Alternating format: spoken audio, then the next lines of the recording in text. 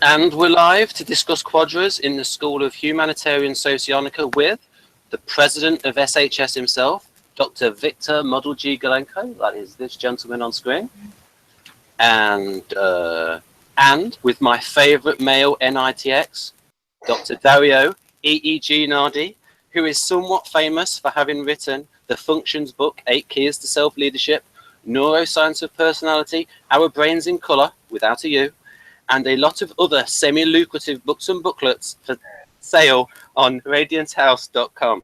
Additional, Dario has co-written some books with his typological mentor, Dr. Linda Berens, TINX, and is her publisher through radiancehouse.com. That's radiancehouse.com. Now over to Anna, our NIFX. Виктор, можно начинать вообще. Ну, я согласен, я уже давно.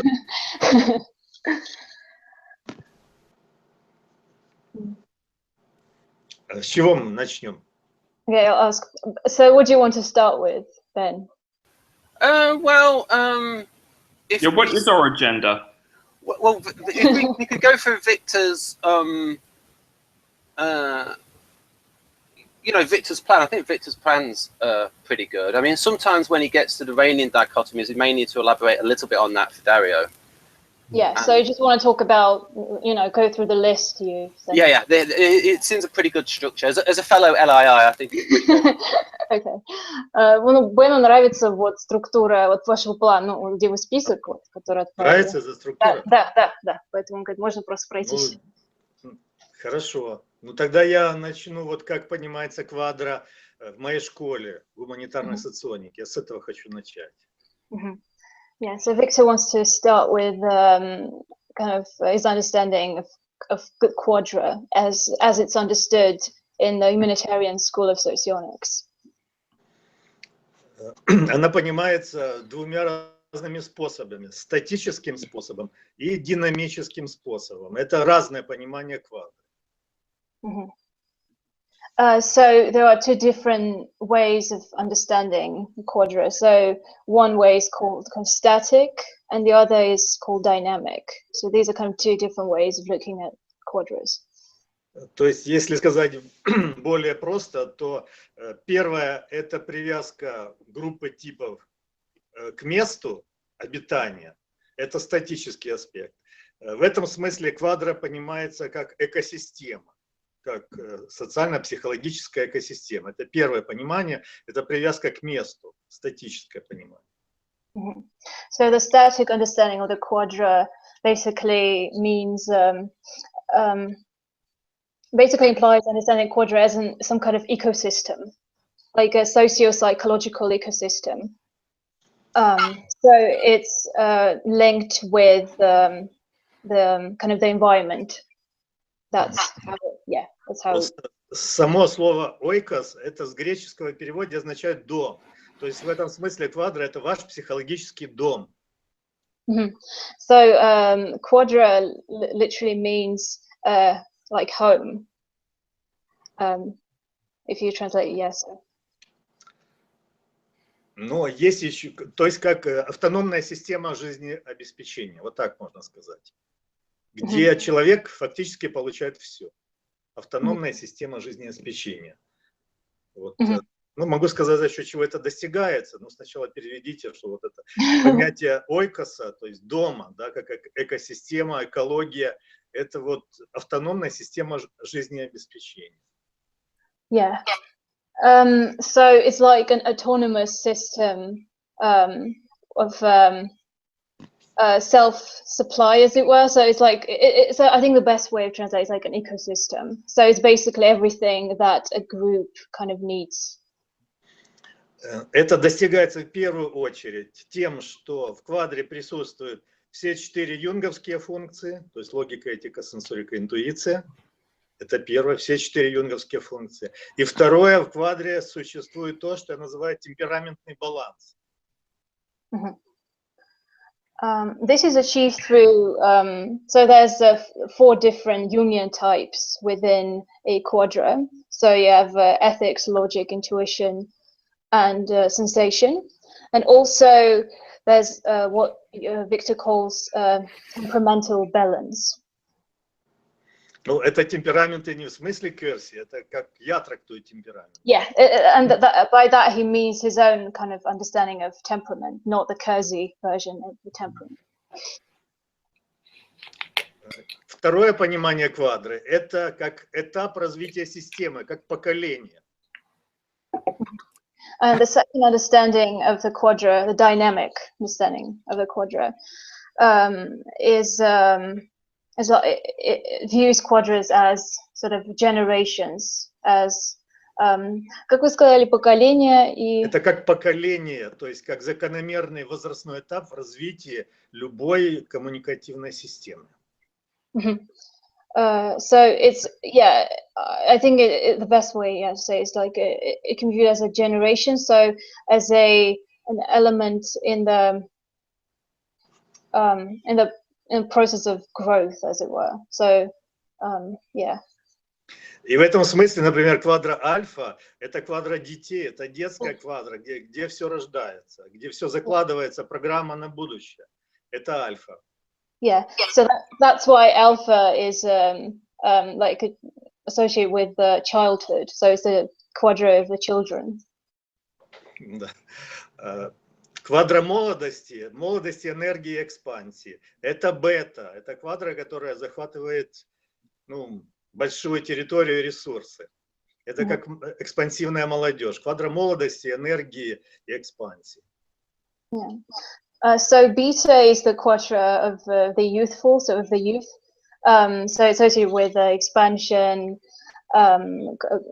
conquest, yeah, of resources and yeah.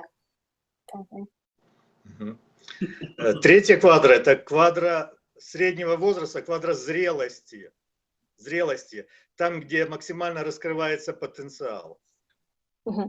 And a third quadra is the quadra of the mature, is mature quadra. So it's associated with it's a quadra where people realize their full potential. И завершается все. Четвертая квадра дельта, это квадра старости, это спокойного, стабильного, но потихонечку замирающего существования.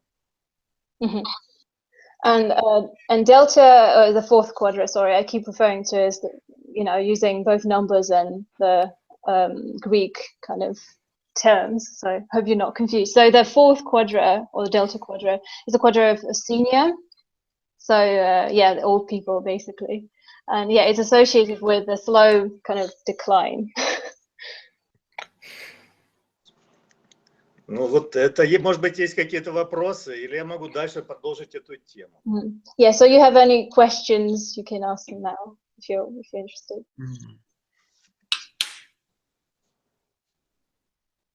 Oh yes. Where does he think the alpha quadra is? Now, Dario and I might say that if we say that the welfare state is like the delta quadra, then maybe like the alpha quadra is like some libertarian bliss where everyone's got their TI on and then understands how the economy works properly. Is that the alpha stage? Some ideal, libertarian ideal in the future? What's the alpha stage? You mean like politically? Or? Yeah, I mean in terms of like the progression of society, because I can understand like beta, you could say is like the first, it's like Game of Thrones, hardcore, do it or die kind of culture. Ну вот Бен спрашивает, где как бы альфа находится в плане вот таких социальных политических взглядах. То есть это либертарианство может быть, потому что или какая-то, не знаю, другая идеология может. Ну, идеологию привязывать трудно. Я бы так сказал, что можно применять разные дихотомии для анализа. Вот давайте начнем не с альфа, вообще квадры демократов и квадры аристократов. Да? Квадры аристократов и квадры демократов.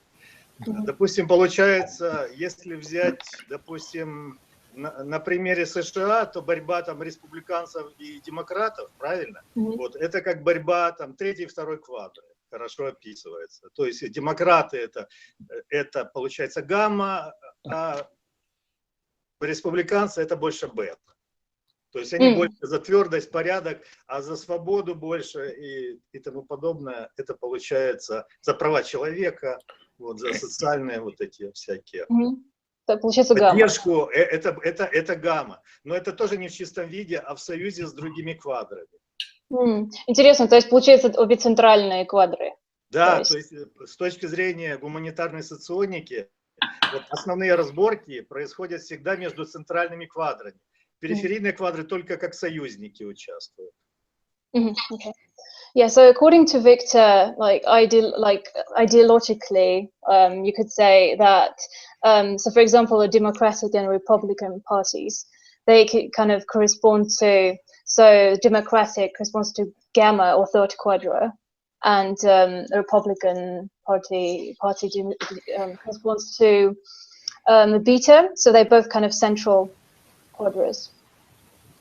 И еще обязательно добавить, что периферийные квадры, они становятся на сторону той или другой квадры и самостоятельного участия в борьбе, ну, политической, не принимают. Yeah, and the peripheral quadras, so alphas and deltas, they usually just take sides, so they don't, they just choose to go side with. They don't kind of compose their own, usually, like, kind of party or something. Okay, did he say that in American politics, Beta Quadra is the Republican Party? Yeah. Well. Я хочу еще добавить, одну секунду, это важно. Есть такое направление геополитика. Вы знакомы с этим, Анна? Геополитика. Так вот, там получается, главная как бы движущая сила истории – это борьба цивилизации суши и цивилизации моря. Так вот, это четко попадает в квадры. Цивилизация суши – это бета, цивилизация моря, морские всякие коммуникации и так далее, островные государства или побережья – это получается гамма. Это четко ложится на квадральное различие центральных квадров. Это связано с чем? Значит, это называется, как бы, это геополитика направления. То есть, как бы, мир представляется как арена борьбы цивилизаций. И получается, что основное противоречие было и в античности, и в средние века, и сейчас, это борьба двух цивилизаций. Одна сухопутная, называется цивилизация суши, и другая цивилизация моря, морские цивилизации. Вот получается, это как вторая и третья квадры между собой, конкуренция. Сможете ли вы это перевести? Да. So, yeah, according to Victor, I mean, in geopolitics, there's this idea that there are kind of two kind of civilizations, the continental one and kind of the naval one. So, yeah, and they both kind of correspond again to beta and gamma again. Okay. Такие типичные представители континентальных цивилизаций, это всегда Россия приводится, как вторая квадра. И США как лидер третьей квадры. Yeah, and so examples, for example, like you could say Russia is traditionally seen as a kind of a continental state. Yes. And the USA, the naval state. So. Right. Еще хочу, значит, добавить насчет аристократов-демократов. Значит, если взять чисто квадрально, то у аристократов всегда порядок в той или иной степени, но при этих квадрах порядок или на этих этапах развития порядок. А вот у демократов чем дальше, тем больше хаоса. И получается, что демократы часто проигрывают аристократам, потому что они не могут обеспечить достаточное количество порядка, и тогда голосуют за твердую руку. Опять возвращается аристократ, квадры аристократов. В основном это речь идет о бете и гамме. Так, это связано, потому что третий квадр это же квадр демократов, правильно? Да. Так вот, получается борьба между аристократами и демократами, да? Главный аристократ, ну, центральный аристократ, это бета. Да. Вот, и центральный демократ, центральный, значит, очень конкурентоспособный. Гамма. Сейчас, если вы переведете, тогда я вообще по-простому скажу, какая главная ценность той и другой квадры, ладно? Да. Okay, so in a nutshell, So again, beta and gamma quadras. Yes. Beta quadra. Виктор, вот последнее, что вы сказали. Ты понимаешь, давайте я по-другому скажу, проще. Да. Получается, квадра — это еще система ценностей, да? Вот главное, объединяющее разные типы в квадре, это система ценностей. Так вот, получается, главное, не одна, но главная ценность квадры бета — это власть. Власть. То есть, как бы, получается, это главный рычаг влияния через власть, через вертикаль власти, это бета. А у гаммы главный рычаг влияния — это деньги. Получается, власть или деньги. И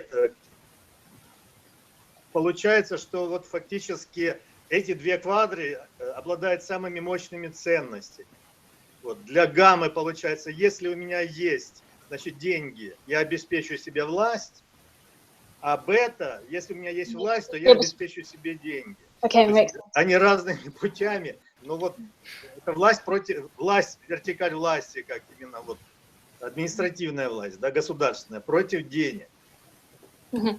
Okay, so to go back to what I was trying to say, so there's two dichotomies. So there's democratic and aristocratic quadras, and so basically beta, so there are two aristocratic quadras. You have beta and delta, and you have two democratic quadras. So those are alphas and gammas. But beta and gamma are kind of most important ones politically because they're central, they're not peripheral, so they are more prominent. And also, so the second quadra, so they're quadra values, and the quadra value of a beta quadra is, as Victor said, it's power, and for a gamma quadra, it's money. It's central, kind of a central value. And so basically, so betas would say, okay, so I have power, now I can get money, and gammas would say, now I have money, I can get power. So it's like they use different ends for different means for different ends, you could say. But here's an interesting example, though, when you get into the nitty-gritty of it. George Bush Jr. was, I mean, most people type him as ESTP, so beta quadra in terms of power, but also he has considerable oil interests where he didn't want to take the oil from Iraq and have cheap oil because that would run counter to his backers in Texas that wanted a high oil price. So there's the economics of it, which you'd say is more gamma, and yet, I would also say that what they call neocons, apparently the neocons came from the Democrats. I don't know if Dario knows anything about it. Is that right, Dario? That's not entirely true. It's a complex thing involving... they were their own thing, but there was also ex-Trotskyists, and yeah, it's a very complex thing that I won't get into right now. Also, if we look at the record, there's been a lot of Democrats that have been involved in wars, like Woodrow Wilson and FDR and LBJ, who actively wanted the war in Vietnam, and it was Nixon that ended the war in Vietnam. You could say, what do you think of that, Dario? You know some political things. Yeah, I don't know. I was actually concerned that even though the topic is very interesting, I would say, like Jonathan, that it's a very complex topic. Yeah. Yes. And a bit off topic.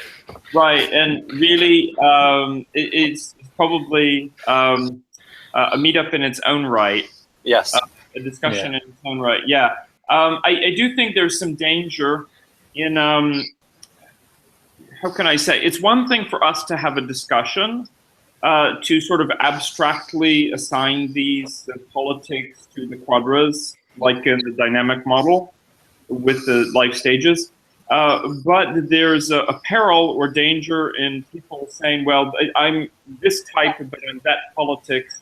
Like I know many SFPs, for example, so the extroverted sensing types that would strongly disagree that money is a value just on the face of it, because they won't really hear through the whole argument, maybe. So it's it may be somewhat of a tangent on this. I'm really curious to get more into the. As Victor started, what are the quadras and how do we define them? Yeah, I think that when Victor says that gammas value money, for example, and betas value power, he does speak kind of abstractly, in an abstract sense. It's like, yeah, doesn't mean it literally. So that all betas, or yeah. Oh right. No, I understand, but I'm thinking that it's like it's a fun exercise. It's like an experiment, but and I do feel it's illustrating sort of the dynamic model and the way that approach. But I'd have to say I'm a little bit more interested in the static model. Yeah, personally, yeah. I don't know. The Victor might want some. Sorry, I gave you too much to translate. Что говорит Дарио? Ну, Дарио говорит, во-первых, он сказал, что он боится, он говорит, что ему, да, ему нравятся вот такие вот чисто абстрактные, да, вот размышления на тему, ну, то, что демократы обычно, ну, то, что вот гамийские сенсы, они обычно демократические, в смысле вот политической партии, да, в этом смысле. Нет, ну это привязка условная. Дело в том, что это привязывается, объясните, пожалуйста, Аня, это к квадре в целом привязывается. Вот, но человек может не в своей квадре воспитываться, например. Вот, и он сознательно может придерживаться других взглядов. То есть принадлежность к квадре не гарантирует, что он будет вот таких взглядов придерживаться. Это было бы упрощение. Объясните это.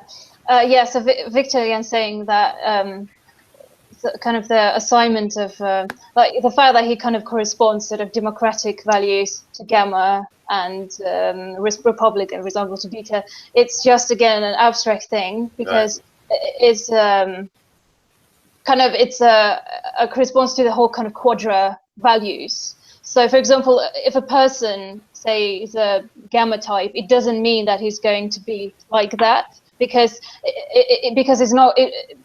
I don't know if, say, for example, if he's been raised in a gamma family, for example, so that might happen. But like it's kind of a general thing, so it doesn't, yeah.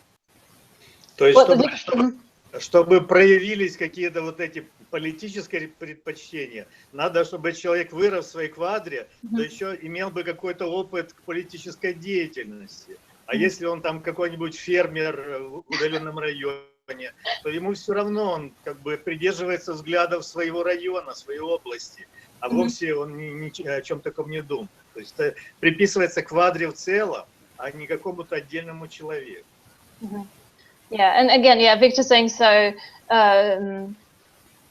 like, in order for the kind of a member of a type, of a quadra, to kind of share the quadra values, one has to be raised in the family, kind of the same quadra, and also have political experience as well, to have kind of the political stance of the quadra that that he belongs to, that's associated with the quadra he belongs to.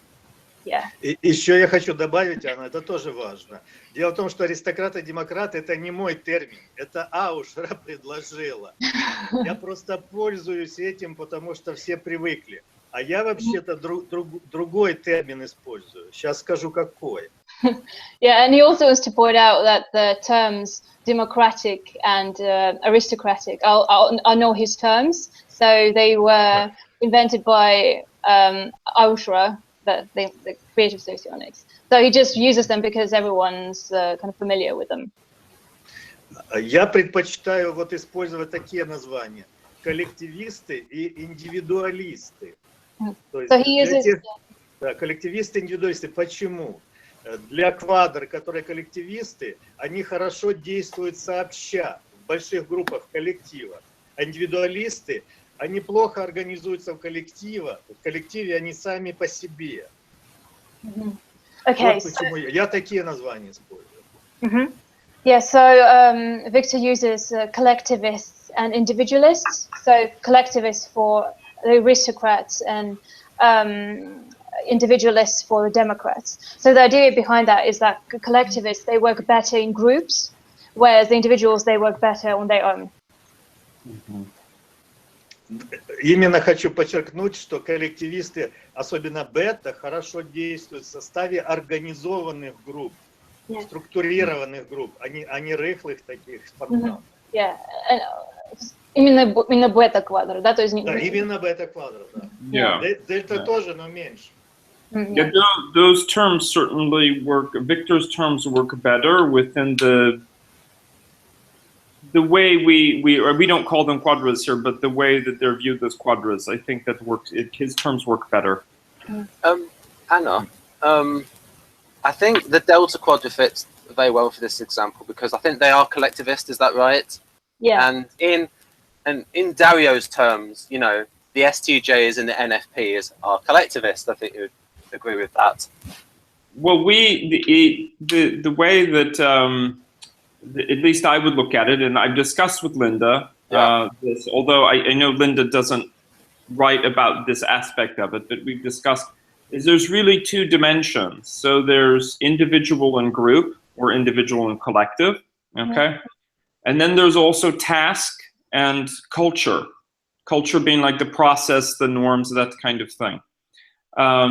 So the gamma quadrant, the gammas would be like the task and the individual. That's where they converge. The individuals are very, what am I doing? What are you doing? What am I creating? Where are we going? We being like, we may be going together, but you know, we can change from one time to the next. In contrast, beta would be group and task. So there you have the team, but the team is something that's much more solid. And this idea that people should have this collectivist mindset in completing the task, working together. So it would be like super collectivist in a way. And that would be different from delta, which is individual and culture. So the delta is about the individual within the culture. Now the culture is still a group thing, so it has that collective quality, but it isn't task focused as much. It really is about the individual that's there. And I think this is very like, if you think like NEFX type, that very much you look at the literature and so on, they talk about the individual within the culture. The TESI type is very concerned with the individual conforming to the culture, not for the purpose of a task, but to have good character, to be a great example. And then, of course, for alpha, you would have the group and the culture, which is the most abstract, away from the individual. Виктор. Да, ну, в основном я понял, Аня. Вы поняли, да? Да, я хочу просто продолжить мысль.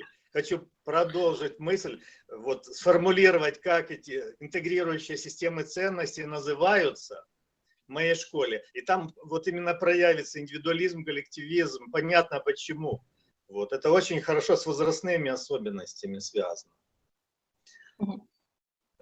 То есть скажите, что вот как называются квадральные ценности для каждой квадры в динамическом ключе, как они называются, возрастном. То есть повторите, да, опять то, что альфа это... Я сейчас... вы сейчас будете... Да, я вот название, какие термины у нас используются, хочу сказать. Вот если взять первую квадру, да, это квадра детей, как я сказал, да, ценности этой квадры, интегрирующие вместе, называется семейно-познавательный. Семейно-познавательный. Okay, so now Victor wants to talk about quadra values, so kind of what they mean. So again, the first quadra is, or the alpha quadra, as you said, is the quadra of the children. And so the values that are associated with alpha is basically family, and knowledge, kind of knowledge-oriented. Yeah, kind of, you can say that. So familial and learning, I think. Обратите внимание, что я имею в виду, чтобы ребенок нормально развивался, ему нужна семья. Это два типа, это два самых семейных типа. Это у нас называется энтузиаст-посредник. Это для них вот семья это самое главное.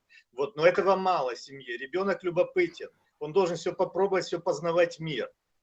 Вот за это отвечают два других типа, за познавательную систему. Отвечает искатель и аналитик. Это типы, которые не могут не думать, как устроен мир. So within alpha, so you have family oriented, so you could say ESFJ and ISFJ. So they basically create this kind of sense of family. But also with, so because of the quadra of children, another kind of quality associated with that is curiosity, like kind of childish kind of curiosity. And the two types that are responsible for this is the ENTP and INTP. So again, NETI, yeah, functions. Yeah, makes sense. Yeah. Ну, и хочу закончить по альфе, да. Вот, там, значит, есть познавательные сильные интересы, не интересы, а именно потребности. И семейные потребности, потому что как бы надо создавать такую атмосферу. Вот. Но дети вот, сами по себе не организованы. Первая квадра индивидуалисты, каждый сам по себе, максимум это они соберутся на семейный ужин. Это максимум. Вот для того, чтобы организовать первую квадру, им нужен взрослый, нужен кто-то из другой квадры, который их построит. Yeah, so according to Victor, the first quadra is inherently kind of disorderly, so it lacks order because it's a quadra of the children again. So he's saying that because they kind of inherently lack order, and to be able to organize kind of themselves, they need someone from the central quadras. Yeah. Хорошо. То есть это индивидуалисты. Если вы наблюдали за детьми, вы видите, что они сами по себе это хаос. Дети это хаос, порядка нет никакого, каждый сам по себе. У них даже лидера нет стабильного. В первой квадре проблема организации. Там нет стабильного лидера. Никто не соглашается, что ты главный в первой квадре. Вот. Это индивидуалист вот, к этому приводит. Ну вот если взять бета, да, вот, детский возраст отличается от возраста молодости переходом, кризисом, который называется подростковый кризис. Вот, и психология очень меняется. И вдруг начинается коллективизм, начинается жесткий коллективизм. Подростки начинают сбиваться в организованные группы, даже в банды, подростковые банды молодежные. И там жесткие лидеры возникают. Это означает, что быстро меняются ценности семейных, семьи уже не уважают, познавательных там интересов там, к науке, как устроен мир, уже нету. А есть какие интересы? Пробуждается сексуальный инстинкт и тяга к противоположному полу. Это называется, причем в романтическом ключе. Поэтому, значит, два типа в этой квадре отвечают за то, что это романтическая квадра. Квадра романтической и страстной любви. Это лирики и наставник. Вот, это романтическая часть ценности. И вторая часть – это силовая. То есть за этих прекрасных женщин, значит, мужчины, в данном случае молодые мужчины, начинают жестко конкурировать и могут просто поубивать друг друга. Это силовые ценности. Это маршал и инспектор. Вот и получается, общая система ценностей бета называется так – романтика силовая. То есть для них жизнь – это борьба, и должны быть некие романтические ценности. Вот, часто связаны с противоположным полом. Okay. So again, so as I said, the first quadra is quadra of the children. So because they lack order, they are individualists. So because we talked about this before. And so the transition from the alpha to beta occurs because it's basically a transition from childhood to kind of that when you're a teenager, basically it's like teenage years. And so what happens is that you don't need family anymore, so you're not family oriented. Instead, what you could call beta values, well, Victor calls them kind of romantic and forceful. So you value kind of romance and force. And so kind of the two types responsible for kind of a romantic aspect, the ENFJ and INFJ, and the two types responsible for kind of a forceful kind of aspect, ESTP and ISTP. So again, it's very kind of characteristic of kind of a development in kind of the human development, kind of different stages of human life. So the beta kind of quadra corresponds to kind of youth, yeah. Все, да? Перевели по второй квадре, да, что это романтики с одной стороны и силовые действия с другой стороны, да, вместе это как бы силовые действия ради прекрасной какой-то далекой идеи. Вот. Третья квадра, все меняется опять после кризиса средних лет. Где-то ближе к 40 годам опять происходит перелом, вот, романтизм заканчивается, вместо романтизма и служения какой-то идее возникает прагматизм. Третья квадра – это прагматизм, а также протест против коллективизма, против твердых порядков за индивидуальную свободу. Это квадра свободы третья, поэтому называется она либерально-прагматическая. Ценности либерально-прагматические. Причем можно сказать, кто за прагматизм, это типы политики-хранители, это очень прагматичные люди. Вот. Для них важно, вот, для семьи в первую очередь, это материальный как бы фундамент и прочее. Значит, вот прагматический аспект для этих и либеральный аспект, то есть за свободу. Два типа больше всего требуют свободы. Это критик, вот, и предприниматель. Предприниматель свободен только когда нет жесткого регулирования рынка, вот, а критик, он как бы самый такой критик жестких систем, вот, и участвует в разных вот этих часто движениях против авторитаризма. Вот, они либеральную часть больше всего представляют. Вот, а прагматическую часть, такую материальную выгоду, это хранитель, который добро хранит, и политик, который знает, как договариваться, чтобы было выгодно. Значит, эти ценности называются либерально-прагматические. So the values of the third quadra, the gamma. So by the way, so basically whenever the quadra kind of the change occurs, there's also a crisis. So when the transition happens from alpha to kind of to youth, there's like one type of crisis, and then so this is basically yeah. So this happens in the early 30s, like, you know, yeah, if you look at it. Это приблизительно 38-42 года, вот это самый такой болезненный перелом. 38-42 года в жизни человека. Yeah, Victor said that it's about like when you're 38 to 42. Yeah. So these values are called liberal pragmatic. And so this is the quadra that's associated with freedom and liberalism. And the two types that are, again, kind of responsible for the liberal aspect are sorry, I'm just going to use the tricode. The ENTJ and the INTJ. And the pragmatists are the ESFP and ISFP. One thing, Anna. When you say liberal, what do we mean by liberal? Do we mean the kind of liberal that we mean in Europe, which is more libertarian-ish, or do we mean more social democratic, kind of left-leaning? What do we mean by liberal? I don't think that's a good question, actually. Это не то, что Бен спрашивает, это конкретные политические течения. Их не имеет смысла привязывать к типам. В целом, значит, те политические взгляды, которые отстаивают свободу индивида, которые выше, чем ограничения общества. Вот это вот все партии, взгляды, которые туда попадают, все. Начиная от либертарианцев, заканчивая социал-демократов. То есть как бы традиционный либерализм в прямом смысле. Да. Это все как бы его варианты просто.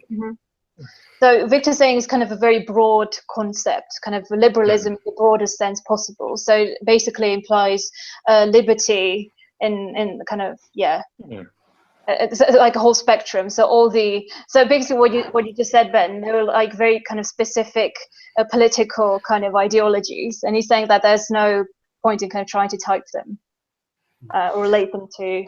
Если можно так противопоставить либерализм против патернализма. Вот есть такое понятие патернализм, это для второй квадры очень важно. который можно расшифровать так, что вторая квадра своих людей как бы не оставит в беде никогда. То есть коллектив всегда придет на помощь. Это патернализм. То есть какая-то как бы твердая рука государства заботится о вас. Это вот патернализм. А либерализм — это ты сам за себя, но ты не должен государству ничего отчислять. Сам выживешь. Вот так. Yeah. Okay, so there's this interesting idea. So the third quadra is against paternalism, what could be called paternalism. So the idea that there's somebody who can kind of stand up for you, who can help you out. Kind of there's the society or like a government or something. Whereas in the third quadra, you basically kind of, you want to be left on your own. You want to do your own thing. You want to be kind of independent. So that's kind of that's the idea. Just being free from, you know, everything. Everyone. Yeah, that fits Gamma, yes. Yeah. И давайте последнюю рассмотрим еще, чтобы этот завершить кусок. Значит, есть еще четвертая квадра, да? Дельта. Это квадра спокойного отдыха, стабильности и спокойного отдыха. Она наступает после того, как человек уходит от конкуренции. Когда он заканчивает свою профессиональную карьеру, вот, ну и на пенсию уходит, вот так можно сказать. Вот, но эта пенсия не такая, как бы в наших странах, когда с голоду умираешь. Это как бы все нормально, все этапы прошел и заработал себе так, что нормальная жизнь. Ну, как в Европе. Да, как в Европе. И получается, что эти ценности вот, тоже из двух частей состоят, как всегда. Ну, вот это обеспеченная старость, вот так можно сказать, обеспеченная старость. Называется гуманно-трудовые ценности. Гуманно-трудовые ценности. А можно отдельно про гуманизм, допустим, и труд? Вот так, что, потому что по-английски вот именно такие эпитеты, чтобы были. Гуманно-трудовые, давайте. Гуманность. Это гуманист, у нас так и называется тип. Это можно перевести толерантность. То есть начинается толерантность, то есть ко всем относится терпимо. Можно сказать, что толерантность проявляется. Да, это гуманист и советчик. Вот. Они за это отвечают, за то, чтобы к человеку бережно относиться. Вот. Ну и в беде, так, чтобы был некий баланс. То есть в четвертой квадре наступает баланс коллективиста и индивидуализма. То есть там вроде бы коллективизм, но он умеренный такой. Там коллективизм таких средних групп, а не больших групп, как во второй квадре. Значит, получается, вот гуманные толерантные ценности. Это идет от гуманиста, и это идет от советчика. Вот, и там есть ценности трудовые, но это надо понимать как бы квалифицированный, автоматизированный труд. То есть в четвертой квадре очень хорошая техника, инфраструктура. Поэтому вот эти трудовые ценности — это как бы квалифицированный, хорошо оплачиваемый труд. И за это отвечают типы администратор и мастер. Ну, качественный труд, да, можно сказать. Качественный, автоматизированный, ни в коем случае не тяжелый физический труд. Это вообще квадра автоматизации, четвертая. Вот. Эффективность, вы сказали, что это хорошо. Да, квадра именно эффективности за счет современных, хорошо организованных технологий и отличной инфраструктуры. То есть минимум как бы именно такого тяжелого физического труда. Да. Ну какой может быть тяжелый физический труд, если вы уже как бы в возрасте старости, вы долго не потянете в тяжелом труде. Вот получается, там все автоматизировано, и прекрасный транспорт и инфраструктура в четвертой квадре. За это отвечают, за транспорт, инфраструктуру и автоматизацию, отвечают администратор и мастер.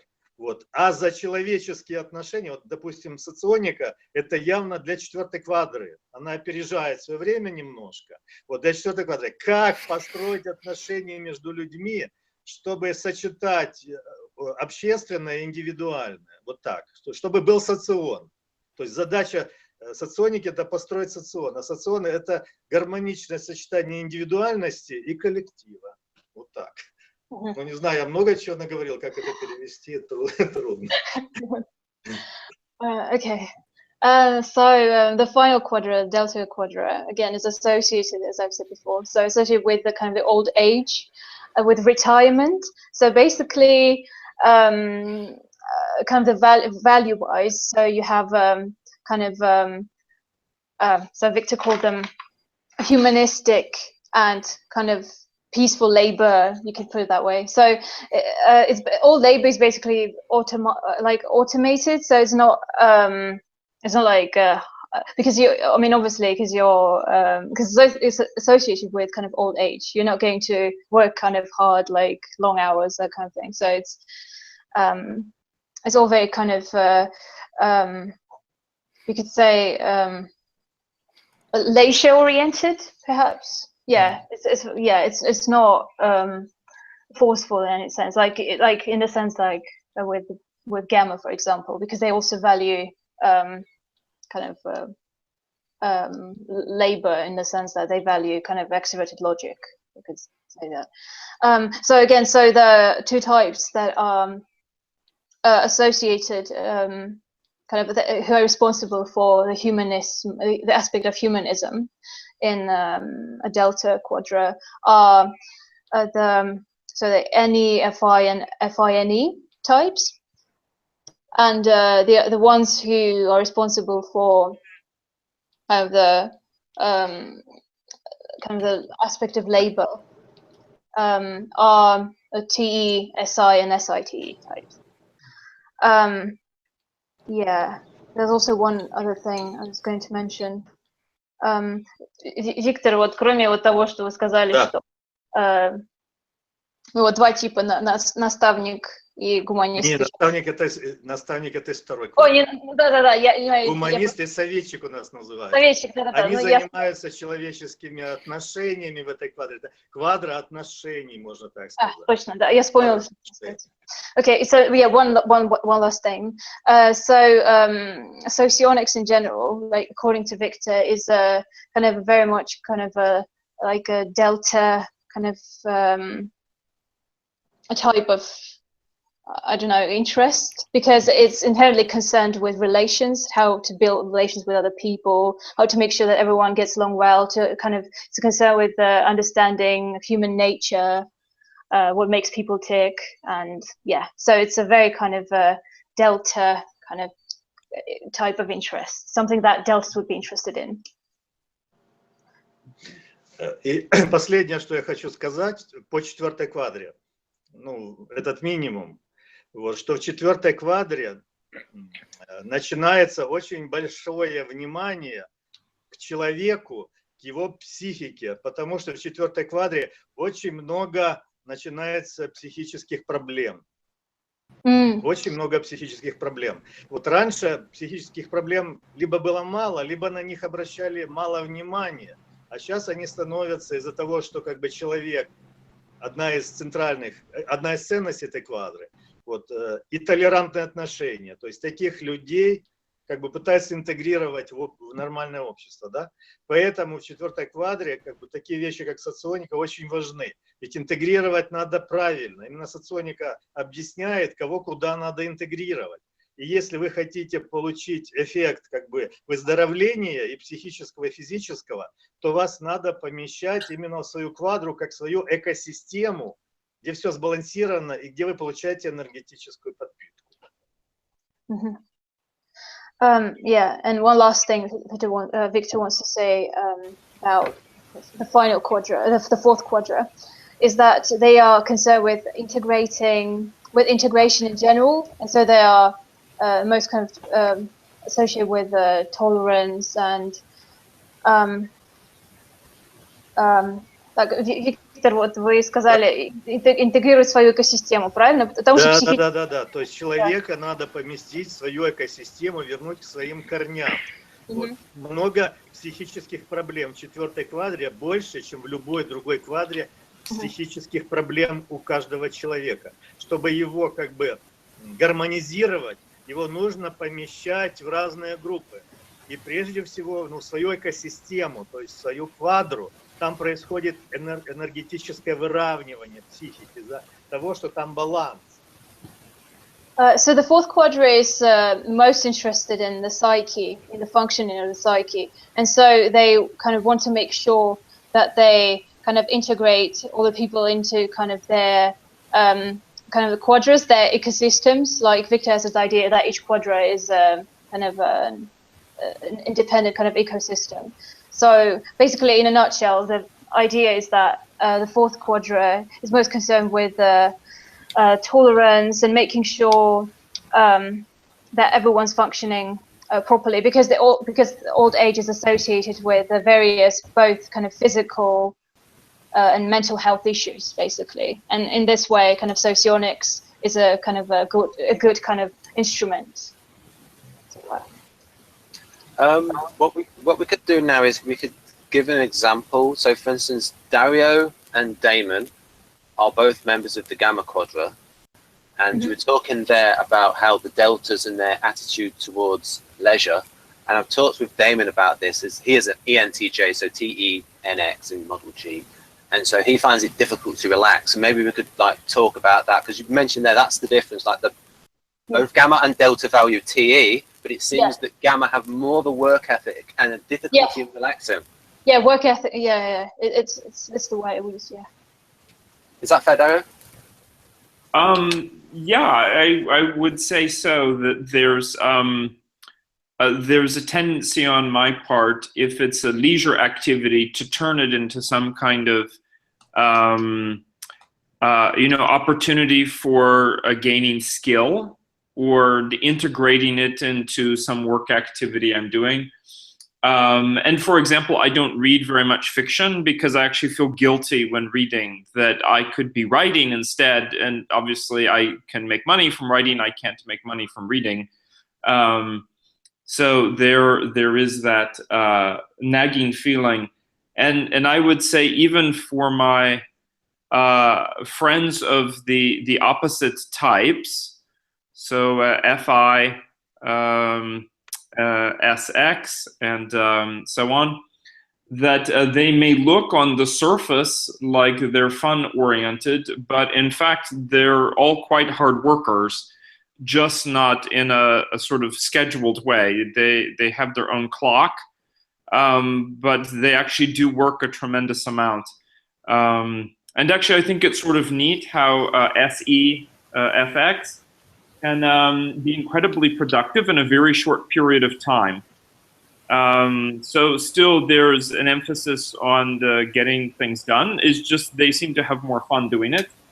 But yeah, I would identify it. And on top of it, it's also this dynamic model would place this as this is where I am in my life. You know, people in midlife have to be sort of hard workers all the time. And so it's like a gamma squared at the moment. Right.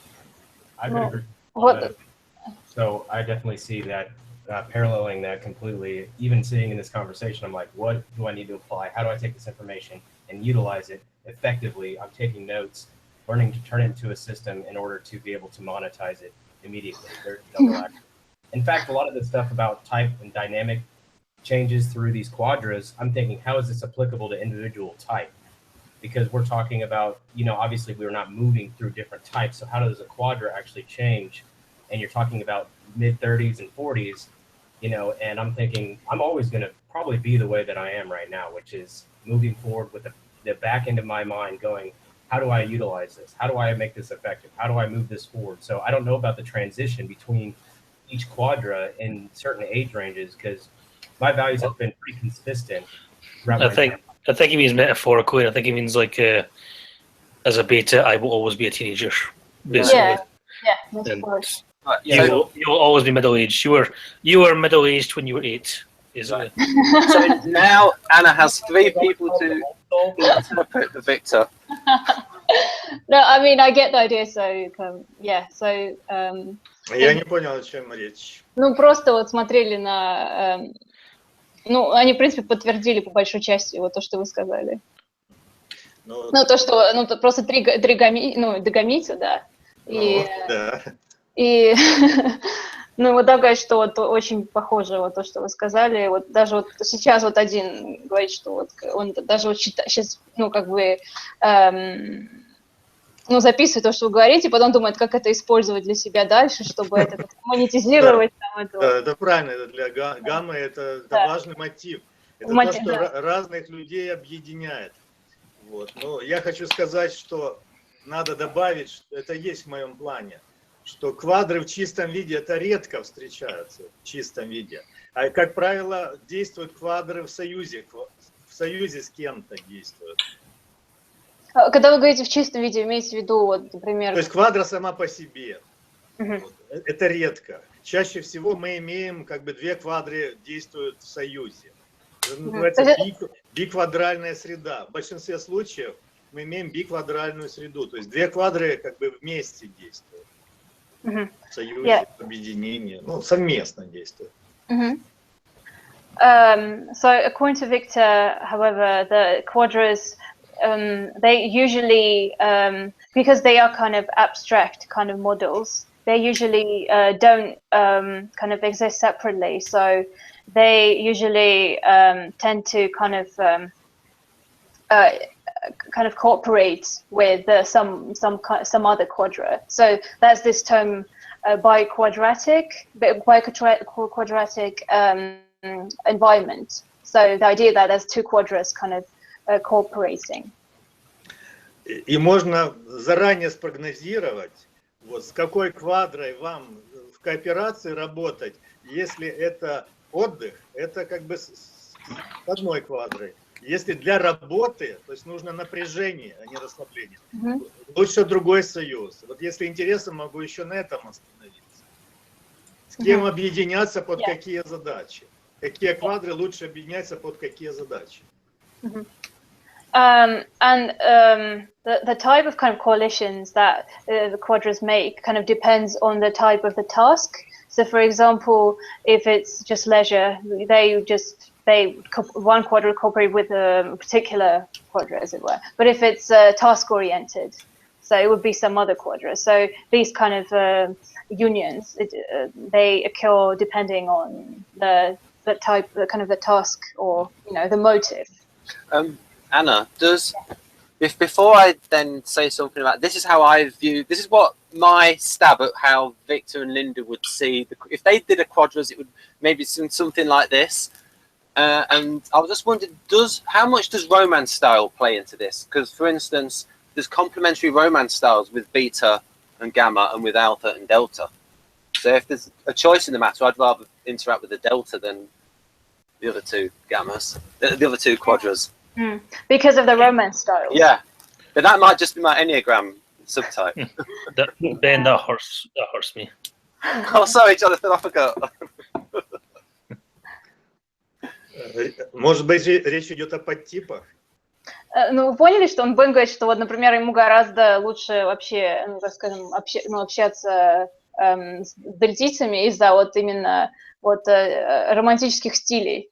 Ну, потому что, видимо... Если он является логическим интровертом, правильно?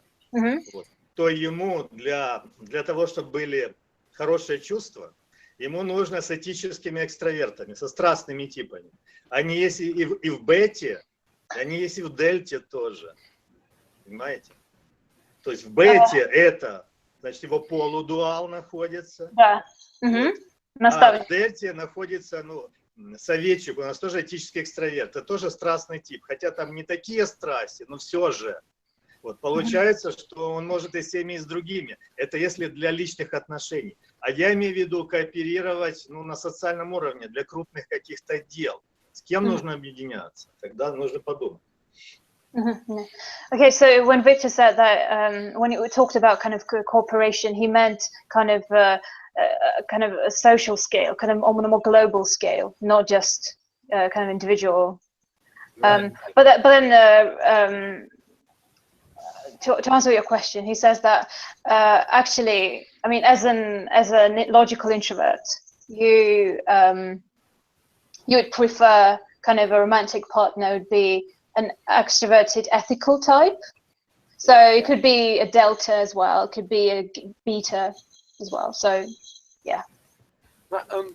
Now just with this, bring Dario in here because this is my stab at how the two go together. The tandem use of functions. Maybe I thought that FE and TI together might be persuasive logic or valued measurements. Is this sort of this is pretty close to how you would do it? Oh, you're asking me? Yes, and it's just I've tried to summarize how they work together, like taking the way you define the functions in 8 Keys to Self-Leadership and trying to create some sort of like quadra values based on your particular definitions. Right, right. Well, you know, there's been 2 approaches in the Myers-Briggs community with respect to these quadras. And in fact, I wish we would just adopt the name quadras. That would make the discussion go faster in Myers-Briggs. One approach is I think more like the static approach and socionics. So each one is its own pattern or ecosystem. And that's what Linda's been trying with these styles. The 4 sort of cognitive styles or intentional styles. I prefer to call them growth styles, which really gets maybe at the second approach, which is more like what you just said.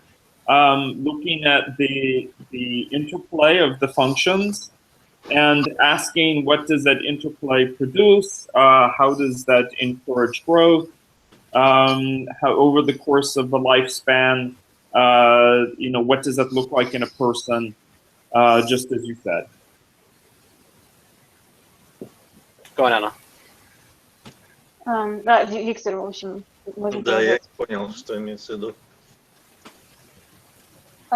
Вы не поняли? Не понял. Нет, не понял. Ну, Дарио вот смотрел на... ну, в принципе, вот Бен его спросил про вот белую логику и черную этику. Да, да. Ну, Дарио просто вот подтвердил, что вот по его системе там также получается. Ну, там, да, то есть там особо как бы новых не было, да, то есть просто подтверждение. Вот тут я хотел задать вопрос, Дарио задать вопрос. Я знаю, что он, по крайней мере, 2 подтипа выделяет. Вот в аналитике он выделяет, называет это так, один более креативный вариант аналитика, а другой более технический вариант. Вот, есть ли у него данные, как это влияет на совместимость? Вы сказали, один более аналитический, другой более технический? Нет, в типе аналитик. Да. Я знаю я слушал как бы выступление Дарио, вот, и он там говорит такое, что вот в типе логика интуитивный интроверт, вот, можно выделить 2 разных варианта, да. По типу, правильно? Один он называет, сам Дарио так называет, креативный, а другой называет технический. Дарио, да. Интересно, знает ли он, как это влияет на совместимость? Yeah, so Dario, Victor's asking you, so in one of your lectures, I think, Victor's noted that you mentioned that the type, what you'd call introverted, so it would be Ni, Ti, Ni, Ti type. So you mentioned there are 2 subtypes, so you call one creative and the other one, I think you call technical or something? Technical, yes. Yeah. Technical, yeah. So he's asking, how do you think that, do you think the subtypes kind of have an impact on the relationships, that kind of thing? Do they somehow, impact the relationships they form? You mean relationships between people, interpersonal? Yeah. Yes. Yeah. Yes. I haven't given a lot of thought, but having a big database of people, yes.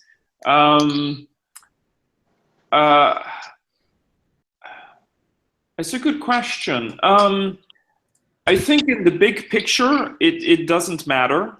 And in fact, having a difference, one technical, one creative, could be very helpful. From moment to moment, however, such as in a conversation, I do think it can have a big impact because both the creative types, for example, can do the creativity in their head. So as opposed to having to, get out a piece of paper or to somehow plan or think it through technically. So an example would be, I have a colleague who's INTP, so a TINX. And we know from the brain imaging, he's the technical version, subtype. But he was disappointed to find out because he considers himself creative.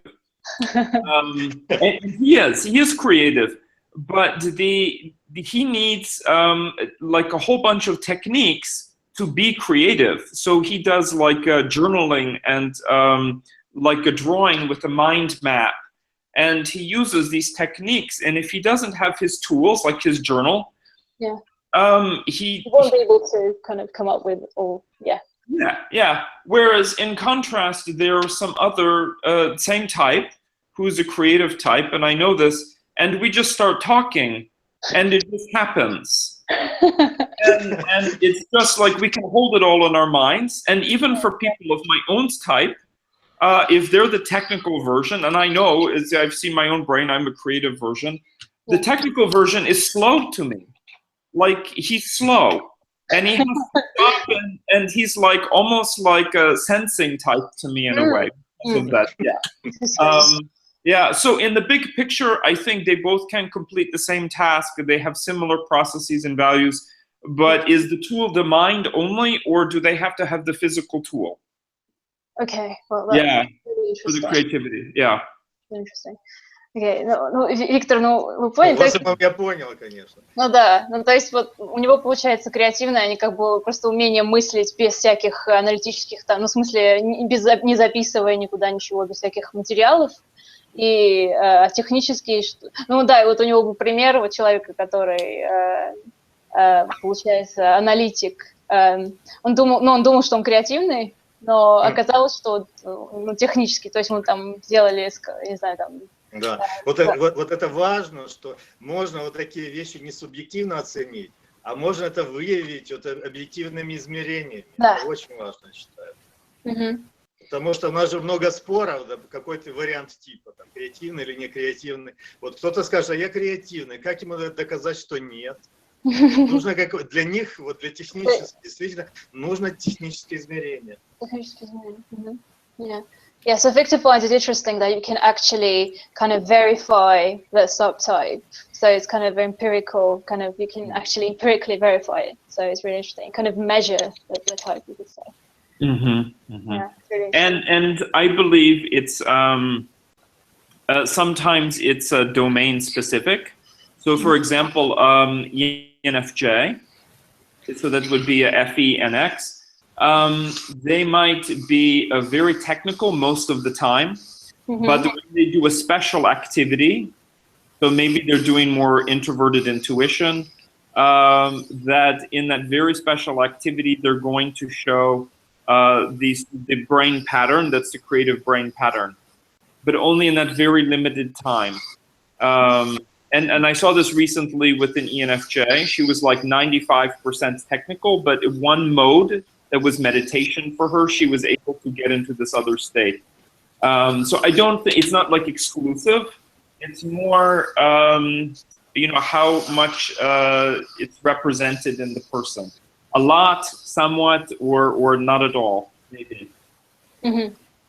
Вот у Дарьи интересная тоже мысль, мне кажется, как бы резонирует с тем, что вы раньше говорили. Он говорит, что вообще вот эти подтипы, они как бы не статические, в смысле, что они не определяют. То есть они как бы, да, это...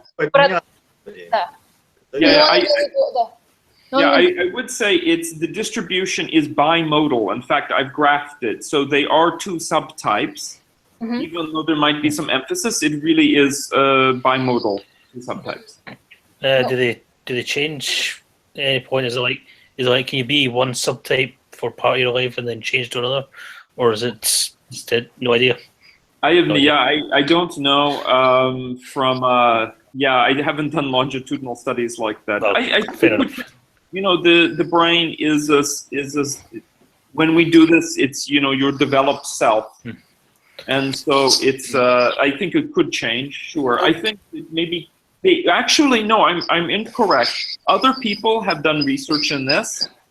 And the younger the person is, the more likely they are to show this creative capacity, this creative subtype.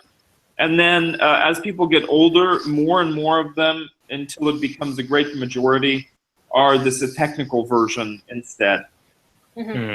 Вот Дарио заметил, что с возрастом, вот если смотреть на детей, то среди них больше креативных подтипов, а среди старших больше технических подтипов. Да, я с ним соглашусь в этом наблюдении. Yeah, and Victor agrees with you. Yeah. Я хочу еще просто добавить, почему я это спросил, так как мы говорим о квадрах. Вот это влияет не меньше, чем квадры, вот деление на эти два подтипа влияет очень сильно. Например, наша соционика, ну, в странах бывшего СССР, да, в СНГ, она поделилась строго на более креативную, вот я ее представитель, да, и на техническую, которая, ну, как бы очень плохо с нами совместима. То есть эти два подтипа внутри одной соционики, два подтипа соционики есть. Вот они не понимают друг друга, и хотя креативные мы относимся нормально к техническим, технически резко против нас настроены. Вот переведите, это серьезно, но работает не меньше, чем квадра. Yeah. So according to Victor, so apart from the quadras, there's the subtypes also kind of play an important role. So, for example, in socionics, in kind of post-USSR countries, so there's been a split kind of you can say, as you could say. So there's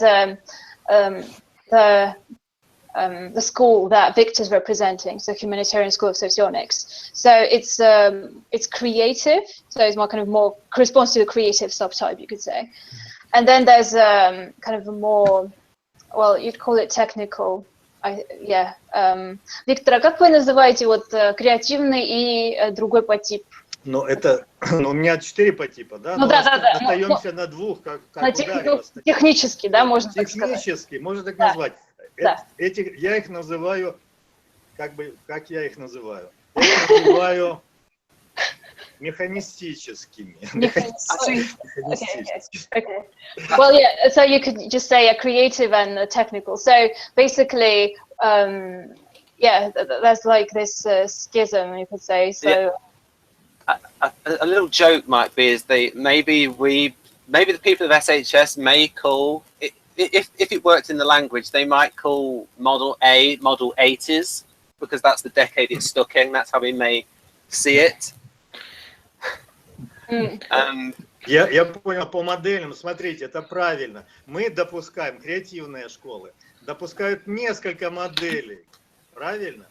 А вот те нормирующие, механистические нормирующие, да, у нас они называются. Если строго это, они вот только моделя, все остальное запрещают. Понимаете, у них вот механический подход. Вот поэтому такие отношения. Вы бы назвали, может быть, это как плюрализм против монизма, например? Ну, то есть плюрализм, в смысле плюрализм... Ну, не обязательно так, не только в этом, оно во многом сказывается. То есть, получается, видите, вот раскололось именно по этому направлению. Креативные, они допускают несколько моделей, конкурирующих, ну, там, дополняющих друг друга. Вот. А вот механистически у нас нормирующие, вот жестко запишется она в норме модель А, все, другое не допускается. Yeah, so with regard to socionics, so the creative schools, they prefer many models, so they use many kind of techniques, models, whereas the technical kind of schools, they just adhere to one single model, and it's called Model A, and that's just it. They don't use anything else. It's kind of closed-minded. Yes. And Victor frequently puts little references to that in his work whenever he can. I'd like to get some information out of Dario. So Dario, in a bit you could talk about like how you see the growth styles, like how you see the quadras as dynamic thing. But I'd like to go over how people's brains can change as they get older. One thing we've talked about before is where someone can go a little bit like their dual. So for instance, you, an INTJ, and an ITX that goes a little bit like ESFP, or develop some ESFP-like qualities. So it's like maybe the idea that the person becomes a little bit like where they're different sides of the same coin and they round out as a person.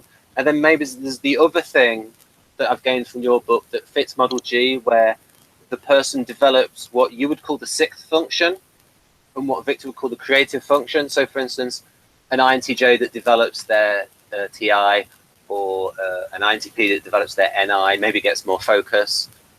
And what are the other ways that that people can change as they get older, sort of like themes of brain development, apart from duality, self-dualization, as I call it.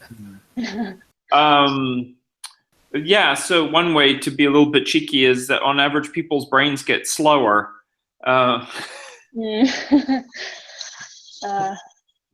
Yeah, so that's certainly one thing.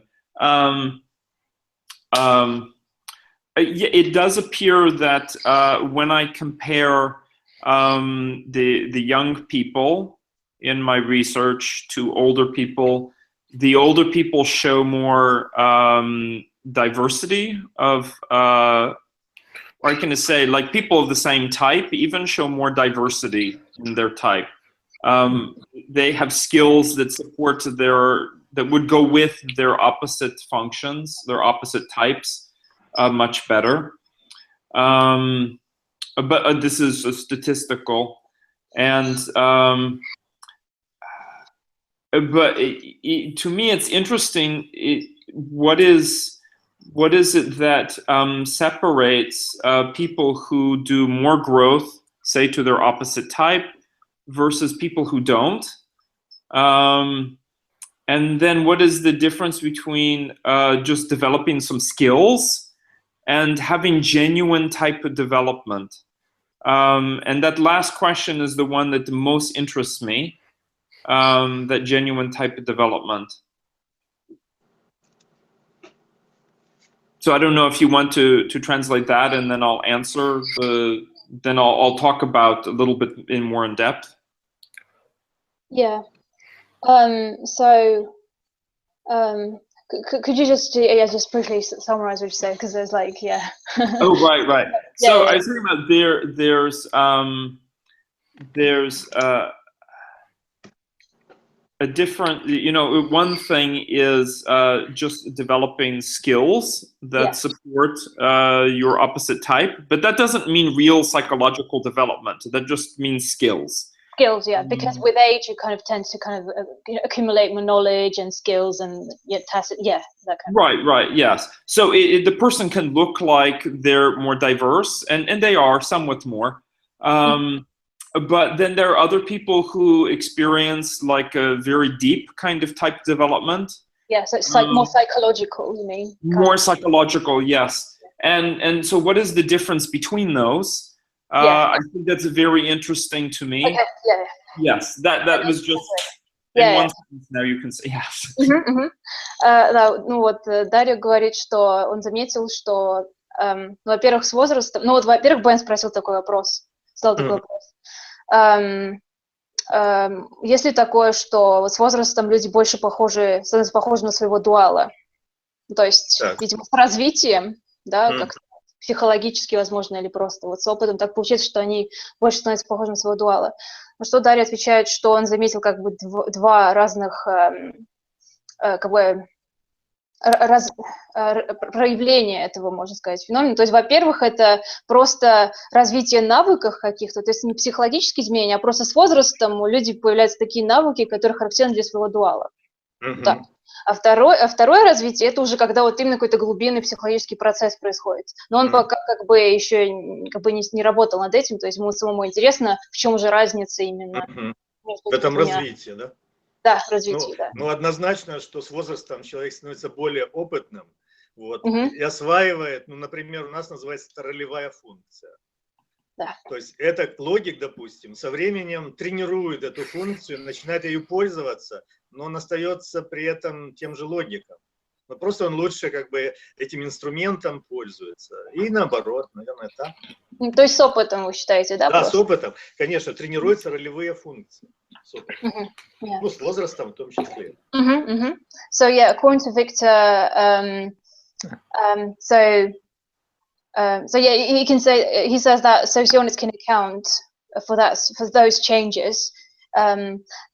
Basically, it's a development of the role function. So in socionics, there's I think it's the sixth function in, right, Ben? Because it's I got to go underneath the role function is.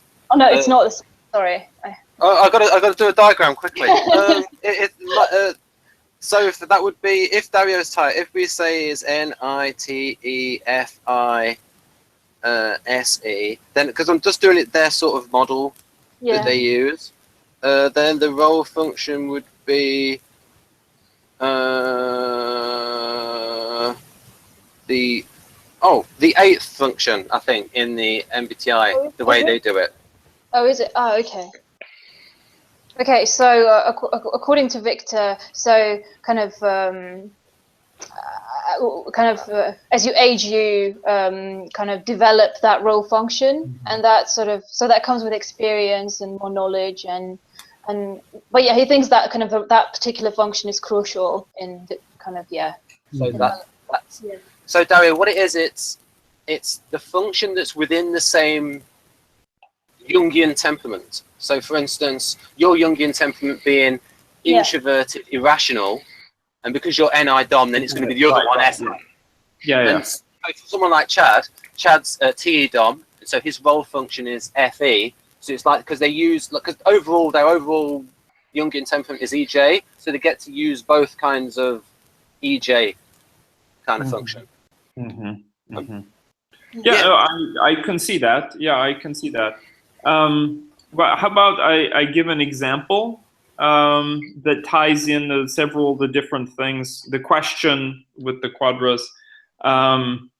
So recently, well, this past year, Linda Berens and Chris Montoya, they presented here in the United States, in San Francisco, on the what you would call the quadras, okay? And there were, as typical of type groups, there were a lot of people of similar type. Many, we'll say my own type, INTJ, many INTJs. And Linda and Chris have been developing their quadras version to target people who have more development, I think. Because the groups that they work with are mainly corporations and executives, people who are older as well, who have more life experience and so on. And I very much related to her definition for my gamma quadri, essentially, which she calls orchestrating. But it was very split in this big group of people, like 50, 60 people. Maybe 10 people of my same type 12, and half of us really identified with it and half did not. And I believe Linda felt, oh, maybe my definition is not good enough. I need to go back and work on it to improve the presentation and the model. But I think it was about the development. Because the quadra, a good description will not, it will fit, all the 4 types there, but it also, I think the fitting has to do with development in some way. The more developed you are, the more likely you're going to kind of identify with the kind of... Right. And the way I said it was, I pointed out examples. So for example, as a teacher, I could just go in and stand in front of the board and teach in a very sort of pedantic way. Or I can take my students outside and engage them in a physical activity that's a simulation where they're provided an opportunity to learn on their own. For me, the first version is sticking within my type preference. And the second version is something that applies to the whole quadra for me and my opposites type, because it is insight through direct physical experience. So it's NI, it's introverted intuiting, and also extroverted sensing is involved. Like they literally move their bodies and go out in the sunlight, and it actually is a somewhat aggressive activity. The students become a little bit aggressive compared to the classroom environment, stealing backpacks and using water guns and so on. And it's a very effective way of teaching, especially for people in my quadra. But I think it also shows my value of the insight through direct experience, and that fits much better for the quadra. But the other types, you know, other people, other INTJs, they don't have these kinds of experiences. They don't do this kind of thing, and I feel that they haven't experienced, they haven't really encountered their opposite type. And that's and they haven't found a way to personalize it within themselves, and in how they do things. And that's the same now. I'm involved in these spiritual retreats and activities. They're very physically, they're quite difficult, and it's the opposite of a safe space. It's like a bungee jumping. It really is. And for me, there's a lot of extroverted sensing involved in these activities, and yet I find there's more growth there from anything else. There's also introverted sensing, at least with respect to body sensation and needing to be in touch with my body to know what is comfortable and what's not, and learning how to do that. Yeah. And to trust that. So it's I do think that we can look to the model like Socionics, and it will let us know how we might grow. But I think it's more prescriptive than descriptive. Because not everybody really goes in that direction. Maybe, you know, only some people of a type really have a chance to grow within their quadra. Полностью я согласен, что сказал Дарио. Я считаю, что у многих людей есть действительно такая, можно назвать, психологическая проблема. У них нет опыта дуального общения. Они не представляют, они боятся своего дуала, они думают, что это опасно, они его сторонятся. Даже у многих людей, которые выросли не в дуальных семьях, вот есть вот это непонимание, даже боязнь дуала. Yeah, Victor he says that he completely agrees with you and everything you just said, and he also thinks that there's like almost a psychological problem when people because people haven't encountered their dual, their opposite, and so they don't know, they kind of fear their opposite. They don't know what it's like to be with them, communicate with them, so they just kind of avoid even talking to them, and that's a problem because they don't get to grow, they don't get to experience their kind of develop the other functions. Oh yes, completely.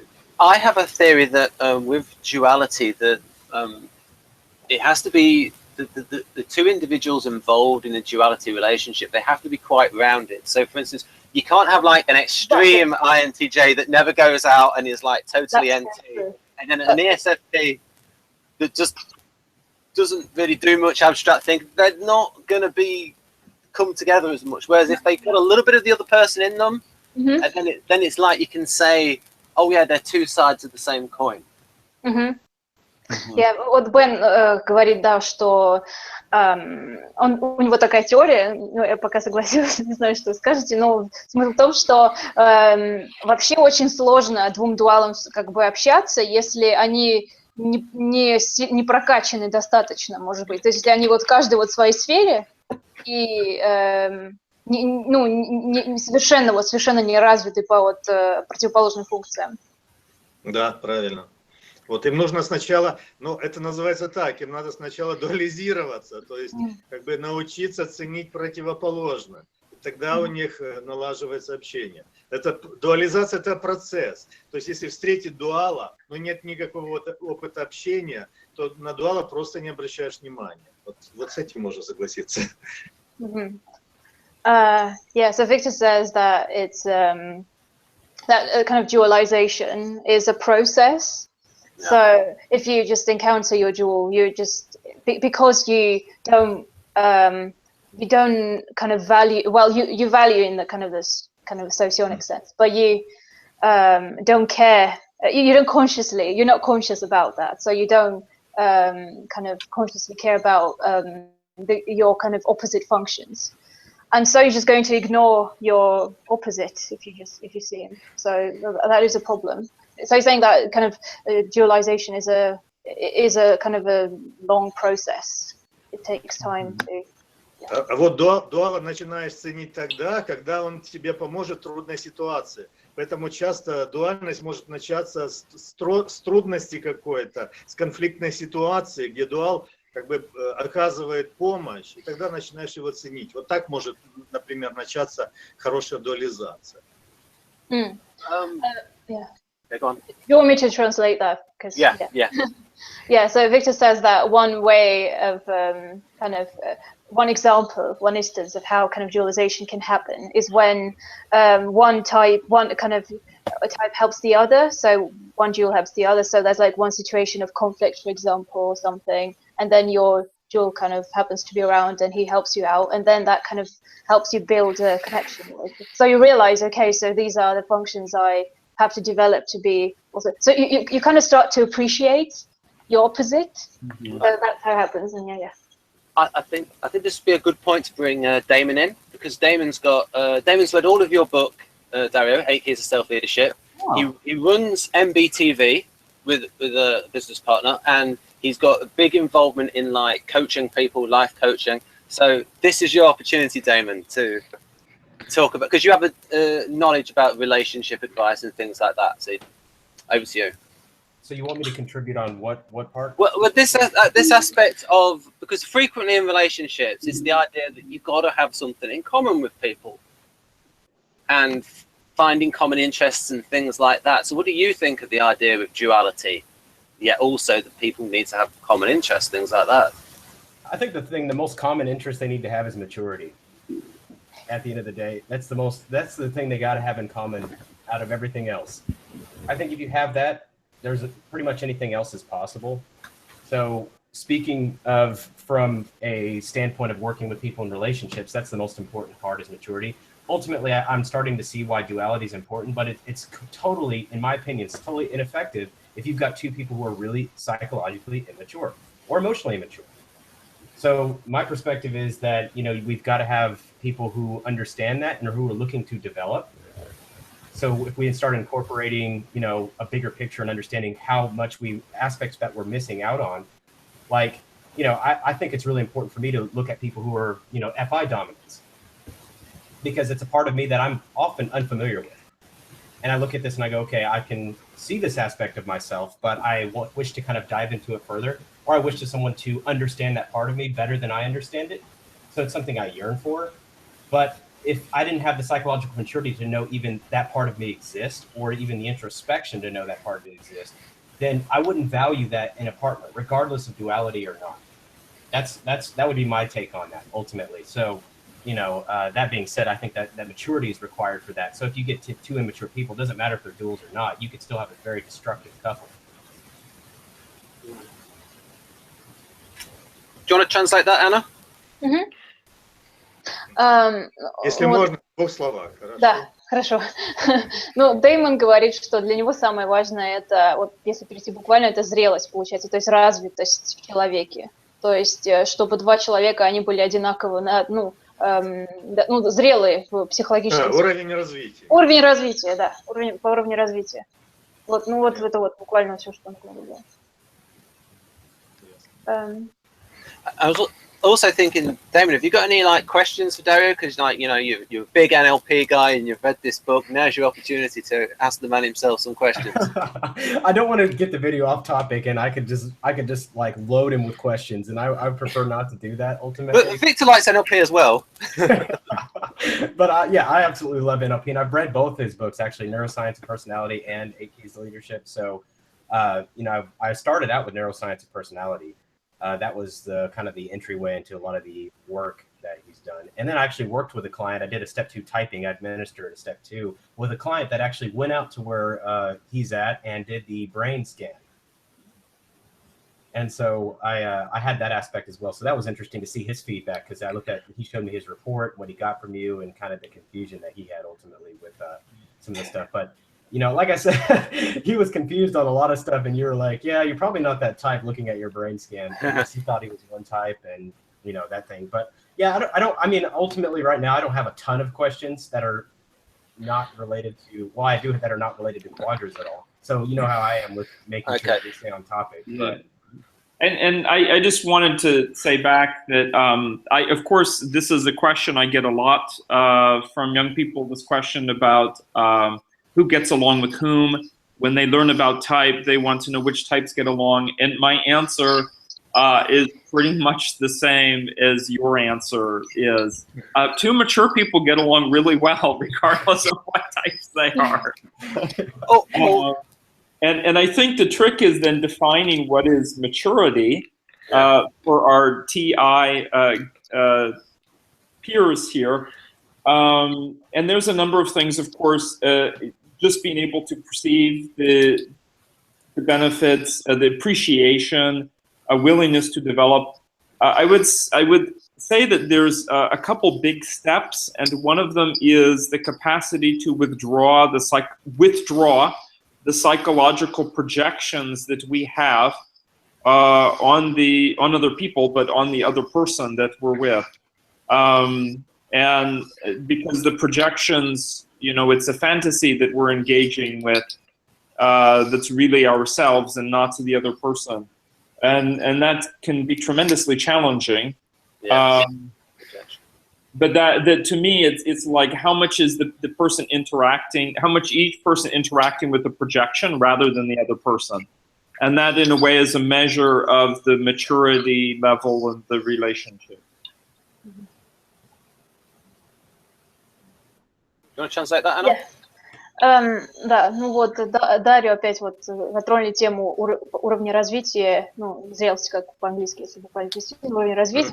Во-первых, говорят, что два типа независимо от своего типа, да, если они по уровню развития, то есть, ну, если они развитые, да, то они, по идее, должны как бы сойтись, то есть не должно быть проблем в общении. Ну, это вот такой взгляд. Ну, это, с моей точки зрения, небольшое преувеличение. Если они оба развиты, но оба тождественные, будет тяжеловато им, например, потому что кто-то должен как-то подыгрывать, периодически менять роли.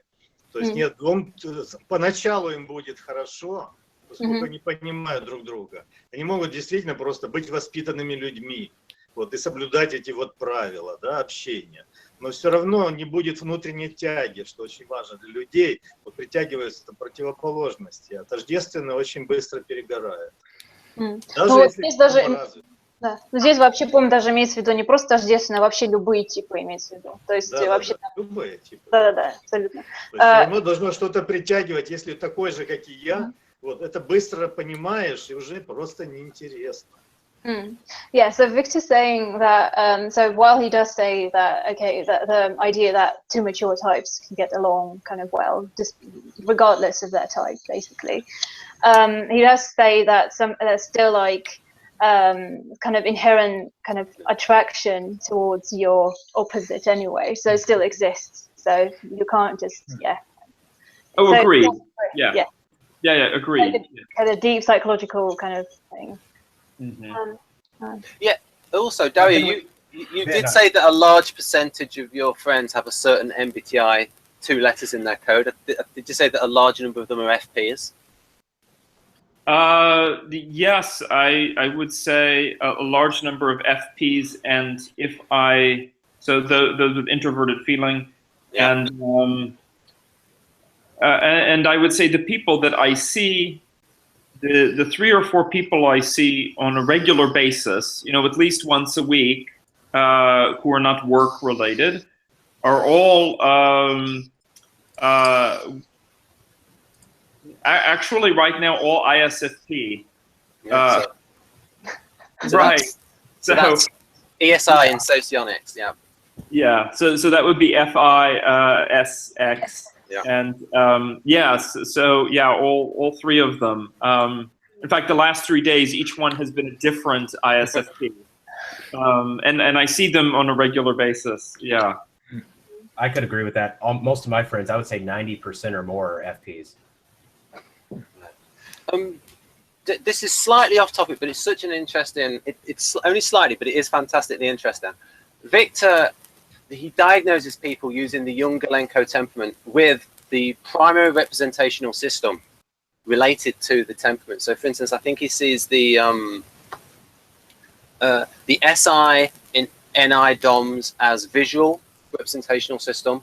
He sees the EP temperament, so SE and NE DOMs as kinesthetic.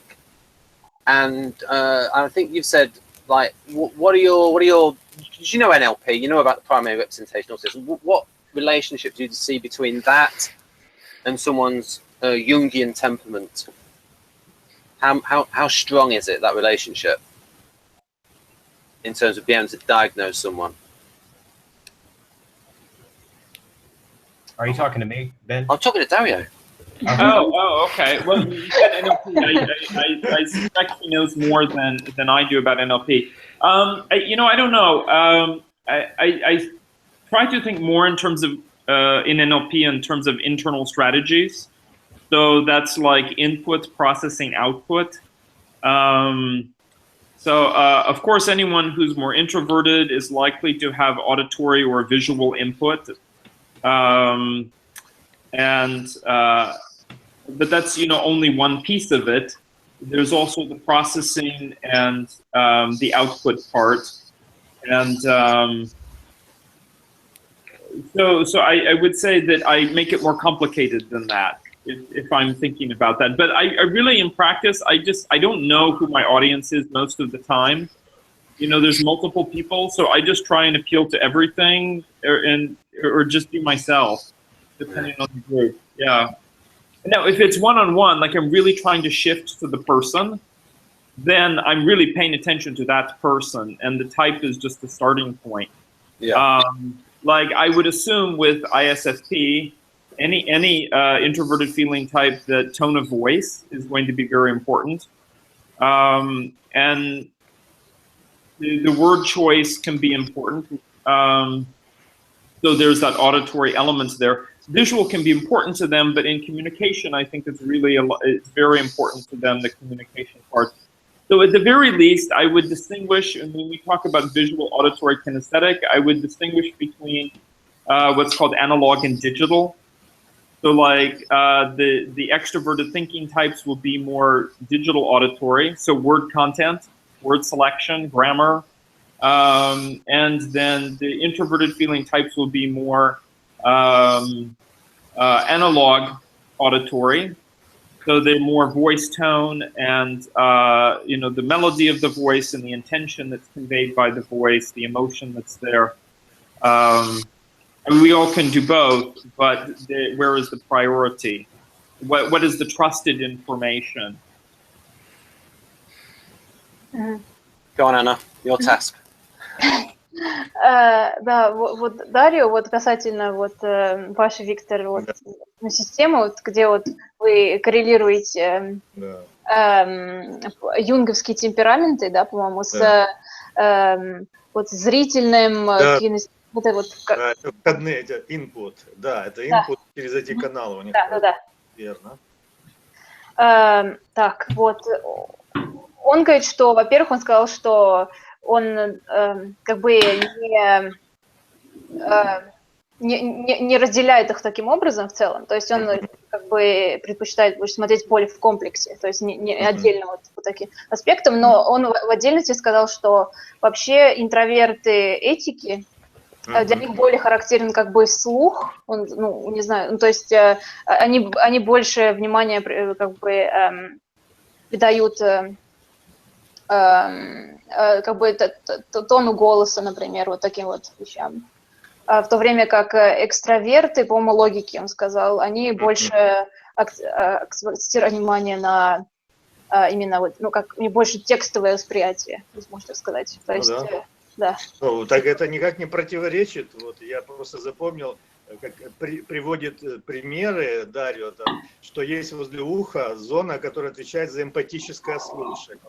Вот, так это связано с этикой отношений, это аудиальная функция, эмпатическое слушание. Здесь главное, что ты как бы пока человека слушаешь не просто механически, смысл его слов, а ты ему при этом сочувствуешь. Но это все равно через слух происходит.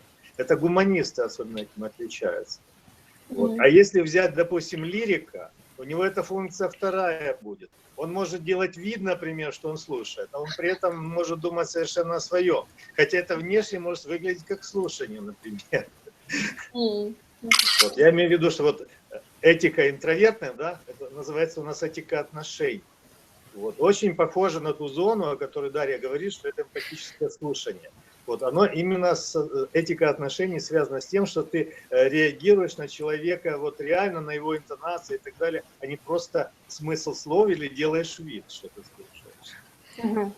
Вы это связано с этикой отношений? Да, да, это эмпатическое слушание, это как пример. Да. Вот есть зона, называется, я уже не помню как, Дарья знает, возле уха он говорит, находится. Я спрошу тогда его сейчас. Да, он часто приводит этот пример, это эмпатическое слушание. Так это больше вот как раз для гуманиста, у кого эта функция первая. То есть первое, это значит вход через эту функцию.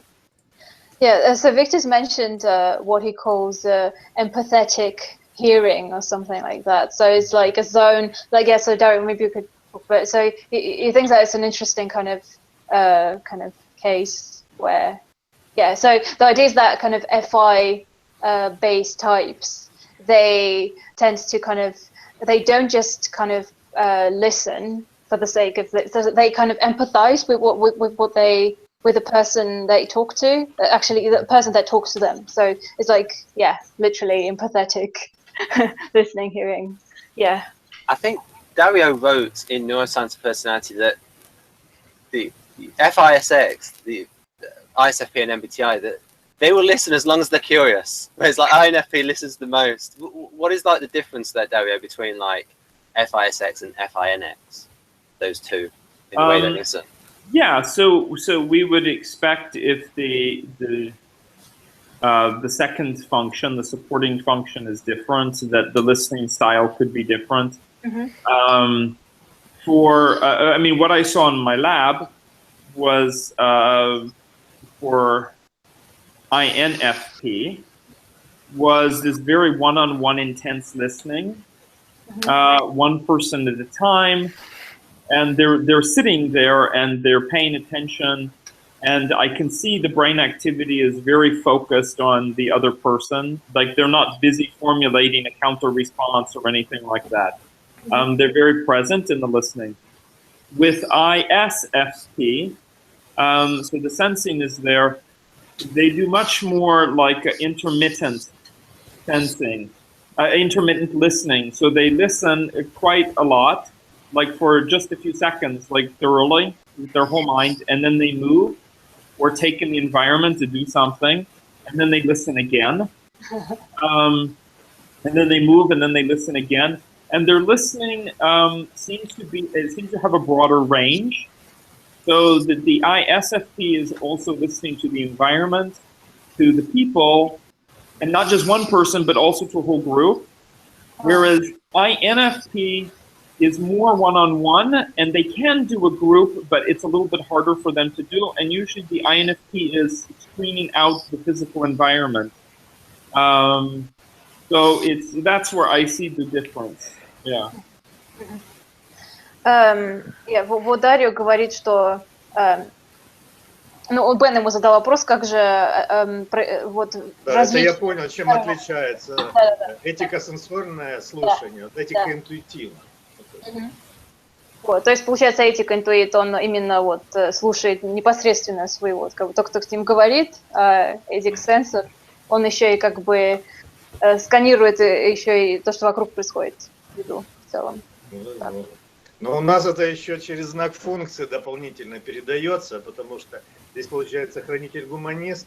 Вот один концентрируется на негативных моментах переживания, вот противоставляя их позитивному, жестко деля на добро и зло, это хранитель. Да. В первую очередь ему надо присоединиться к человеку, осудив там, негативных людей, которые его обидели.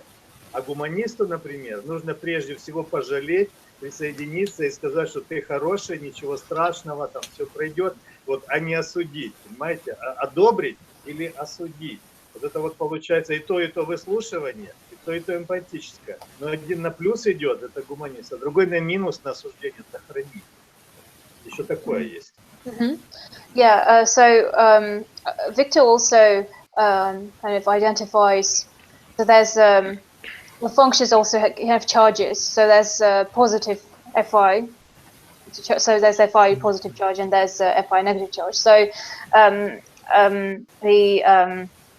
INFPs, so they have basically Fi plus. So what that means that they're going to be very open, in general, kind of more welcoming. They're going to be actually empathetic. So it's going to be, yeah. So it's more kind of focused on empathy. Whereas with ISFPs, it's going to be kind of judging first. So it's because it's a negative charge. So it's going to be kind of first. It's more focused on kind of the good bad dichotomy, that kind of thing. So they're more judging. Not in the MBTI sense, but right. I could see that in the Kiersey temperament sense also, that INFP is more affiliative, more small group, large group, the individual. It's about the values and norms of the relationship. So you want to feel what the other person is feeling. Yeah. ISFP is more pragmatic in the Kiersey temperament system. Mm-hmm. So they are more focused on the individual and practicality, and you need to make some judgments in order to do something, in order to act. And if they do have empathy, it's more like their reaction. Like, you said something I don't like, and now I feel negative about you. And so there's a little bit stronger. I think that of course, they have benefits. So INFP can be more caught in the group life. You know, their mind can be carried away by the group life, where ISFP can be more skeptical and more, they're less credulous, less likely to be fooled by something.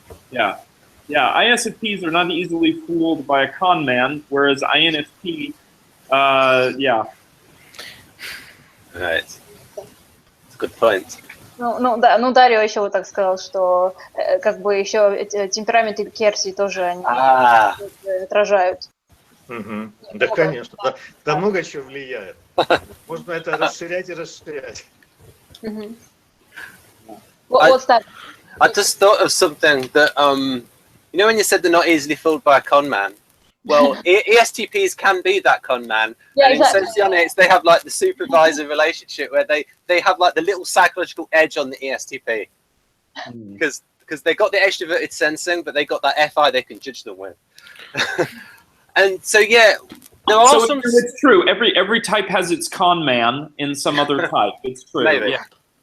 So when we're talking about this type, Dario, it's a little bit tricky. And I've been through it with Kristen where... And she does, like, so for instance, so this is for ESI, so FISX.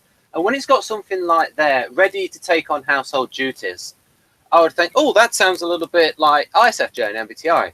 But when I asked Kristen about this, it's like, and she's ISFP and MBTI, and she's definitely a cozy artisan. Yeah. And she would say it's like she doesn't like doing the actual act, but it's like because she's doing it for someone that she knows, someone that she likes. So it's like maybe doing the same action but for a different reason. And her thinking like, well, if I don't do it, nobody else will do it. But she definitely is an artisan. But it's like trying to get at the truth, because this is quite different from the MBTI. Because it's your version. Because I looked at, because as you can see, I compared it there, and it did seem to like cross the essential. I think Jonathan wants to speak. Go on, Jonathan. Well, just I have a younger cousin who I think might be ISFP, and she's in one time, or more than once, she's been in my home here, and she's asked, "Can I hoover? Can I start hoovering everywhere?" So I'm just, I can kind of see it. Yeah, but it's like what I get from Kristen is when they talk about this, it's like they don't want to be kind out of duty. It's like they want to be kind spontaneously. Yes, definitely. Rather than seeing it as a duty. And in fact, I think of a specific example. One of my ISFP friends, who's from Russia, he and his friend, ISTJ, came together from Russia. They've been friends since childhood. The ISFP goes and helps his friend all the time You know, when the car breaks down, the house needs cleaning, anything goes and helps. Not for any sense of duty. He says he actually doesn't even think about it. Of course, it's something you do because this is a very good friend. Is just automatic, and without question, and that's And there was a interesting. Sorry to cut you off there, Dad, but there's a really nice thing that you mentioned in the Google Authors about the INFP, the FINX, that they are the best listener until they hear something they don't like, and they're like, stop listening. Could you talk about that, about what happened? There was an interesting anecdote about a man who was hot for this woman until she said that she was... Oh, right, yeah. Well, and in fact, his type preferences, I believe, MBTI was ISTJ. But in any case, I think it's a great example of a slightly, you know, developing, maybe slightly immature, introverted feeling. So this couple is talking, and they're doing an interview like speed dating. In fact, it was a speed date. And at the beginning of the date, he seemed to like her quite a bit. We can see from the brain activity, he's much more engaged with her than the other two young women. And then he begins to mention, she begins to mention that her family has converted to evangelical Christianity.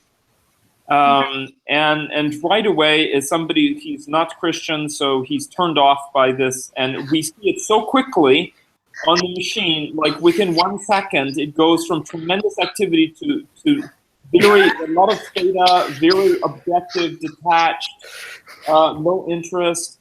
And so they both are, they say like, we have to laugh because it's so funny, me and the other students.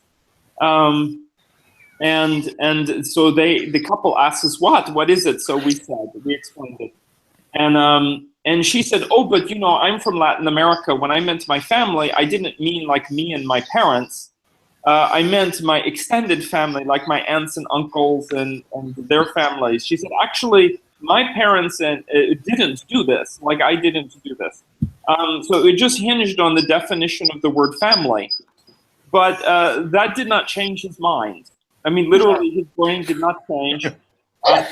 And it was suppressed afterward, which was too bad, because clearly they had some potential there, and it was sort of sad, yeah. That's what we see anecdotally, that there are certain areas you can't talk to an INFP about where they'll stop listening. So especially something political or ethical. Wait, this was about INFP or ISFP? Sorry, I think INFP. So this was INFP. Or go on, Dario. You can clarify. No, I mean, of course, it may be a feature of introverted feeling in general. Yeah. And as the introverted feeling is more developed, the capacity for empathic listening or practical listening, deep listening, is enhanced. But the person will still have some very strong areas that you can't go to. I find it easier actually to communicate on difficult subjects with ISFP because they are more relating to me as a person, like my actual facial expressions and my voice tone and so on. And they can see, especially for my type, I'm going to be authentic in the interaction. Like I'm not going to try and, you know, bullshit them or something. Like I'm me. And they're open more to actual physical data. So if you show them something, then they'll start to change their minds, especially if it's an action that, you know, you can do something. I find with INFP, it's, you know, more jumping, of course, to different quadra. And they're more difficult to convince because their values are made up in their head. I mean, I don't mean made up like decided. I mean, like the values are crafted inside of their head. And so it's difficult to affect them. Yeah. And once they've made up something, then it literally is unbelievable to them. Like in the recent election, there was I don't know what type she was, but I think it's an example. It's a journalist on television, and as the election results came in late in the night, she began choking physically. Yeah. Yeah, because it was just the looks on their faces. It was if the It's if aliens had arrived or something. Because the INFP has this wall of believability. And the believability is created out of the imagination, not out of the direct experience. And so for me, I think that's an example in the quadras where it's very easy for me to cross over introverted feeling within my own quadra. But to go outside of my quadra is a big challenge. Yeah, for me, that relationship, those two types, it's so noticeable they're going to have a hard time getting on, INFP and ESTP, because... Oh, yes, yeah. Well, and to try and explain to an INFP that they literally have no concept of tactics, and that is what the ESTP does at every moment. I think... Yeah, if they don't know type. Of course, if they know type or something like it, that's different. I think with INFPs, it's more like their tactic is to try and bulldoze through it. Like they decided what they believe in, and then just got to push through it and argue for it. So they're going to use facts and arguments to support their arguments, and they'll think that any other means at all was just wrong, or it's because they're going by the commitment to the beliefs that they're really going on. I think that's what's going on. That's the impression I've been getting. When I see it. And the commitment to the beliefs, that's an important reminder. Yes, it's like when I looked at the brain activity, and one feature for the intuiting ethics types is this region here on the brain, on the right temple, that gets active around identity and belief. For those folks, it often gets active when they say the word values. Not the thing they value, but the concept of values itself. Yeah. See, because I've noticed actually that the INFPs, when you get to know them when they're relaxed, like even with writers, INFP writers, for example, they can definitely understand moral complexity. They can understand moral greenness perfectly fine. It's just that when it comes to applying things in the world, they're very black and white, and I think they're trying to. And I put this. It's like they're thinking that you have to do this. You have to be 110% committed to your beliefs in order to make it happen. And so it's more that if things don't go that way, it means, which one of you bastards didn't believe enough, that sort of thing. Can I just quickly maybe ask Victor about what he thinks? Yeah. What he thinks about kind of idea of values and introverted ethics, introverted feeling in this case, whether, Вот Виктор вот тут говорят на тему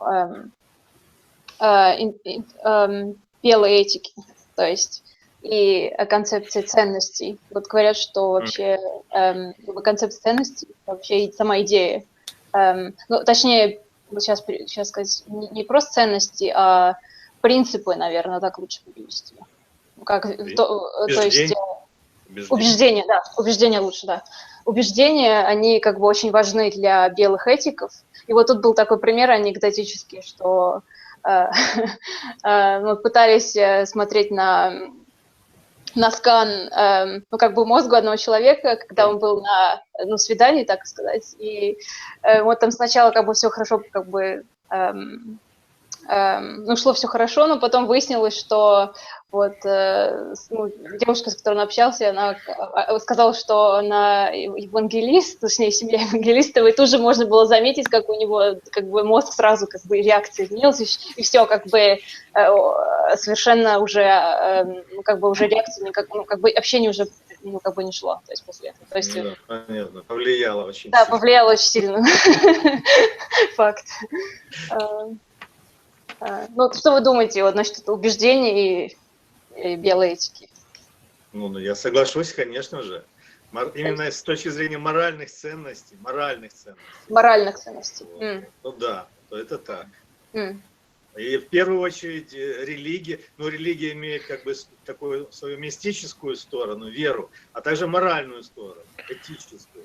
И, конечно же, если этика отношений, вот, первая функция, вот оно будет очень выражено, это понятно. Вообще я связываю, в частности, вот всякие протестантистские разновидности религии, да, вот связывают с хранительскими ценностями, вот, с минус R.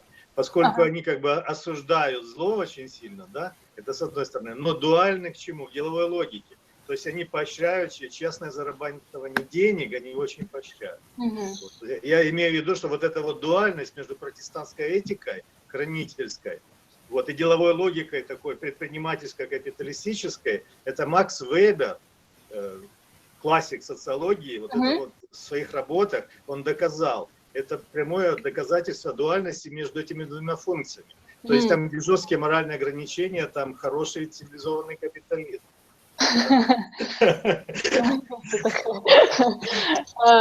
Yeah, so Victor relates.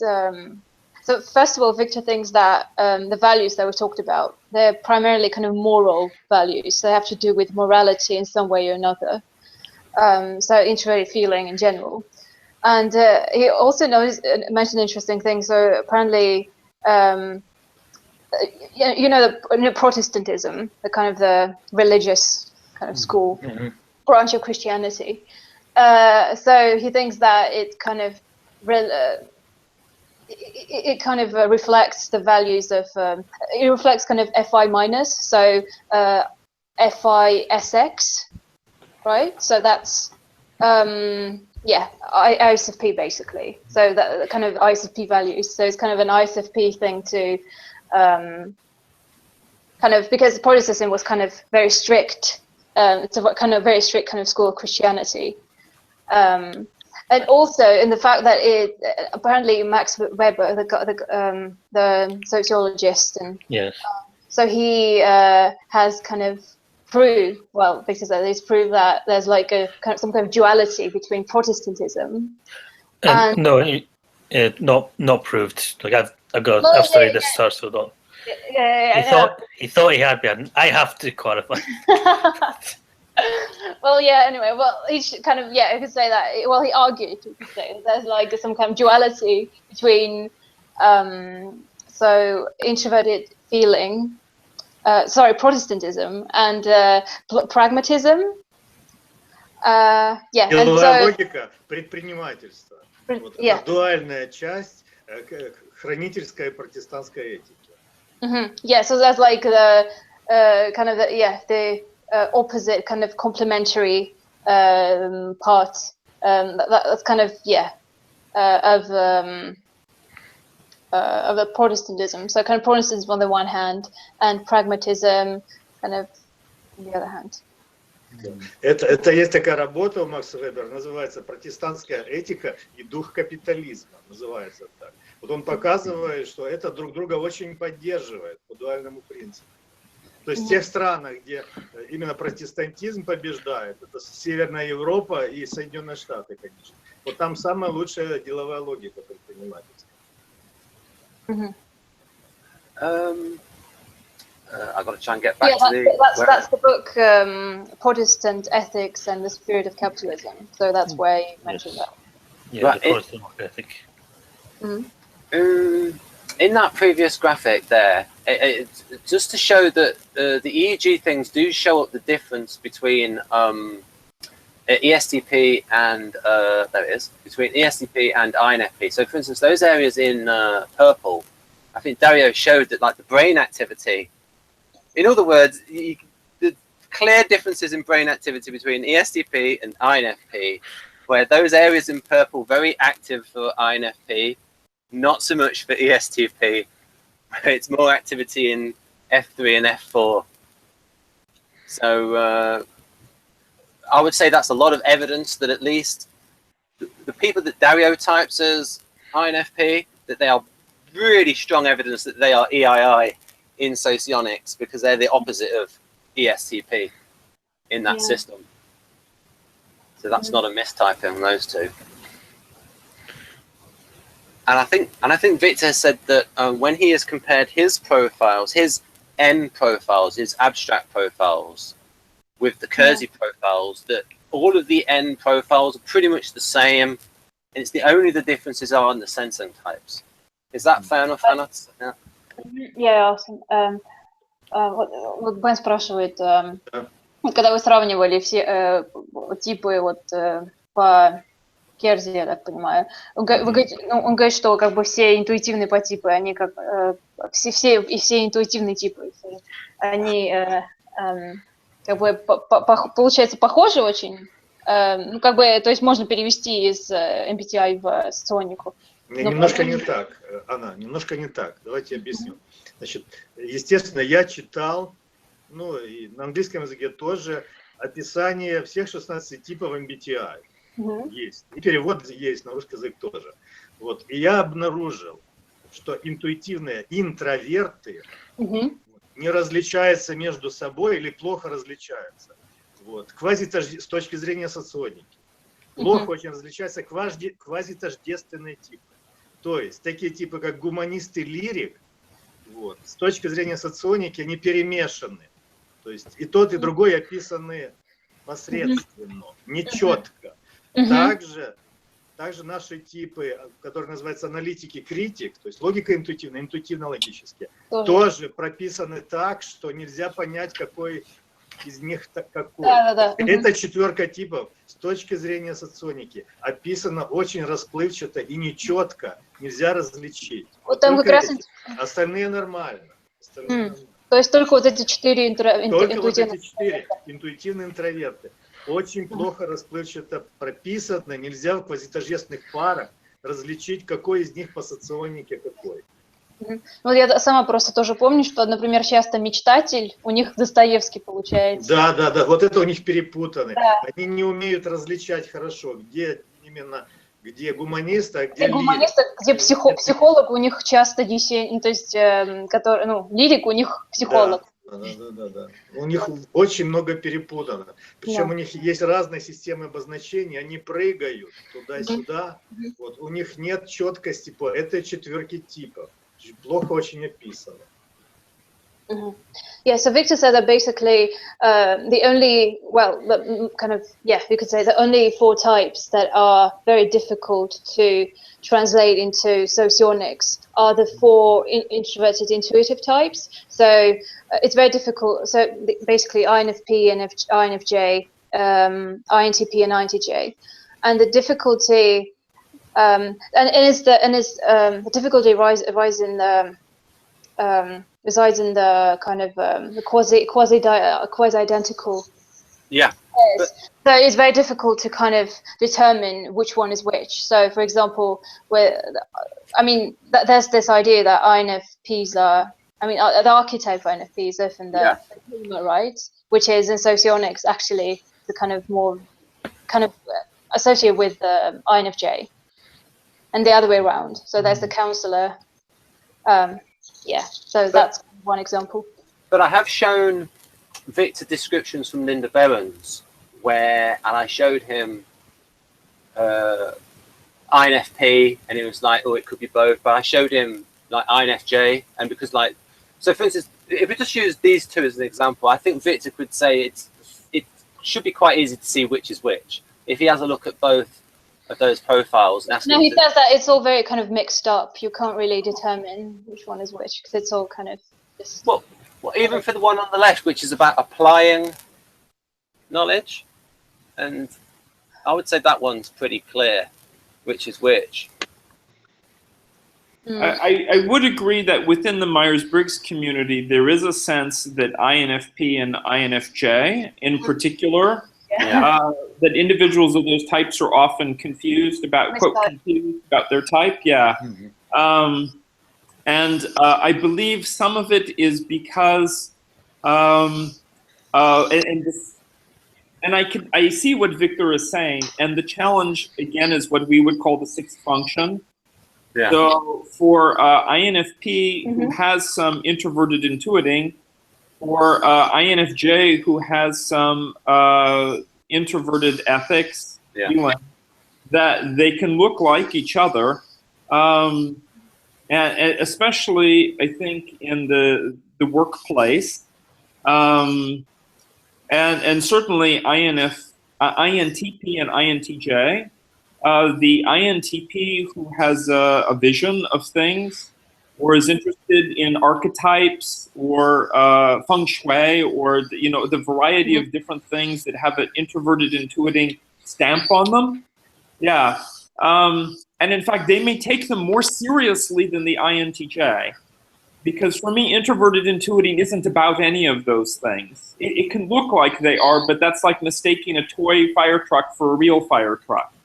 And vice versa. INTJ can play with some conceptual models, but doesn't have that deep ability to use the models to find leverage and to apply leverage the way that the INTP does. So I agree in practice, because, and this is what I like about Model G, is that it acknowledges that that second function is somewhat mixed. And so I don't see the types as mixed, or even the function definition so much mixed I don't see the function definitions mixed up so much as with development, the types themselves become a little bit mixed. So you think that has to do with development of the sixth function? I do, yes. Yeah. And then that's going to come, it can even come in some ways sort of early. I think it tends to come more in the 20s and 30s than before that. I know in my teens I had very, very low tolerance for introverted thinking. Very low. Like actually despise it. But it would be very clear to me that I didn't do that when I was 15. And I would probably mistake myself for much more like introverted feeling. But now at this age, if I had to be some other type, it would need to be INTP, because how else would I do what I do? Also, you've said that you've been around a heck of a lot of INTPs over the last 20 years. And so developed that way. Yeah, and if you look at the career clustering of the different types, that like INTP and INTJ often end up working together in some capacity. They have similar career interests, a professor, engineer, a scientist. The same for INFP and INFJ. They often end up counseling, human resources, the arts. So I think they encounter each other a lot. INFP filmmaker encounters INFJ film critic, and vice versa. And so they learn off of each other. And I think it's more likely to happen actually with the intuiting types than the sensing types, because the sensing types in the Myers-Briggs world or whatnot, they're actually different Jersey temperaments. So ISFJ and ISFP, different temperaments, very different values, whereas INFP and INFJ actually have the same temperament. So they really they talk the same language and they profess similar things. And so I agree with Victor in practice. Maybe we agree for different reasons, but in practice, I agree. So does it also have to do with the introversion then? Because you could say, for example, why don't ENFJs look like ENFPs, for example? Why is it always the introvert? Well, there are quite a number of ENFJs who believe that they're ENFPs. Even though their friends and relatives would disagree. But yes, because the behaviors are more on the life experience is more on the inside. Yeah, that makes sense. Yeah. Then and it's more difficult to see and to get feedback from other people about it. So that's, I think, even with Carl Jung, there's a debate. I don't think INFJ is an option for Carl Jung. I see INTJ or INTP. I personally believe INTP, but I understand why people would be mixed. He's an INTP who discovered the power of the sixth function for him. Yeah, look at him. You're right, and I think it's really straightforward in a way. That and like right now I'm doing work on the chakra system. Like he definitely moved to a different space than most INTPs are in. Just in terms of the focus of interest in consciousness was in a different place. Right. I can do a little bit of proof here about how. So this is from the Kersey description of INFJ, and this is how much this sounds like NI. Right, this type of idealist has strong empathic abilities and can become aware of another's emotions or intentions, good or evil, even before the person is conscious of them. Such mind reading can take the form of feeling the hidden distress or illnesses of others to an extent which is difficult for others to comprehend. Even INFJs can seldom tell how they can come to penetrate others' feelings so keenly. Furthermore, the counsellor is most likely of all the types to demonstrate an ability to understand psychic phenomena. What is known as ESP, extrasensory perception, may well be exceptional intuitive ability in both of its forms, projection and introjection. Such supernal intuition is found frequently in INFJs, and it can extend to people, things, and often events, taking the form of visions, episodes of foreknowledge, premonitions, auditory and visual images of things to come, as well as uncanny communications with certain individuals at a distance. Wow. And Right. and it even mentions about, when it talks about the ethics of this type, it talks about how they can understand lots of different ethical viewpoints, and they're good at working with those kinds of individuals that are mixed up on the inside because they themselves are complicated. But when he gives the INFP description, very clear ethics, and he even gets a little bit rude, in my opinion, when he talks about them not understanding logic that well if it clashes with the ethics. So to me, looking at the Kersey, INFJ and INFP, it's so clear that they Now, I can see that they're clear, and I agree. On the other hand, from a practical point of view, I can easily imagine an INFP reading that and saying yes, yes, yes. That's me. Right? Because part of it is the extroverted intuiting capacity to imagine as if. Yeah. And because occasionally they will have those kinds of experiences. So they'll say, yes, I did have a premonition one time when. And so there's that danger of how language can be read. You know, I can get myself in a mode where I can read any type of description and agree with it. Yeah. And so to have empathy for the people who are genuinely confused, like they see all the types as the same. And then I can go to the place which is sort of the practical place. So I do understand how people can be confused about those, even though the definitions like the introverted intuiting positive plus for INFJ is about the future, and you know, like a potential for the future and so on.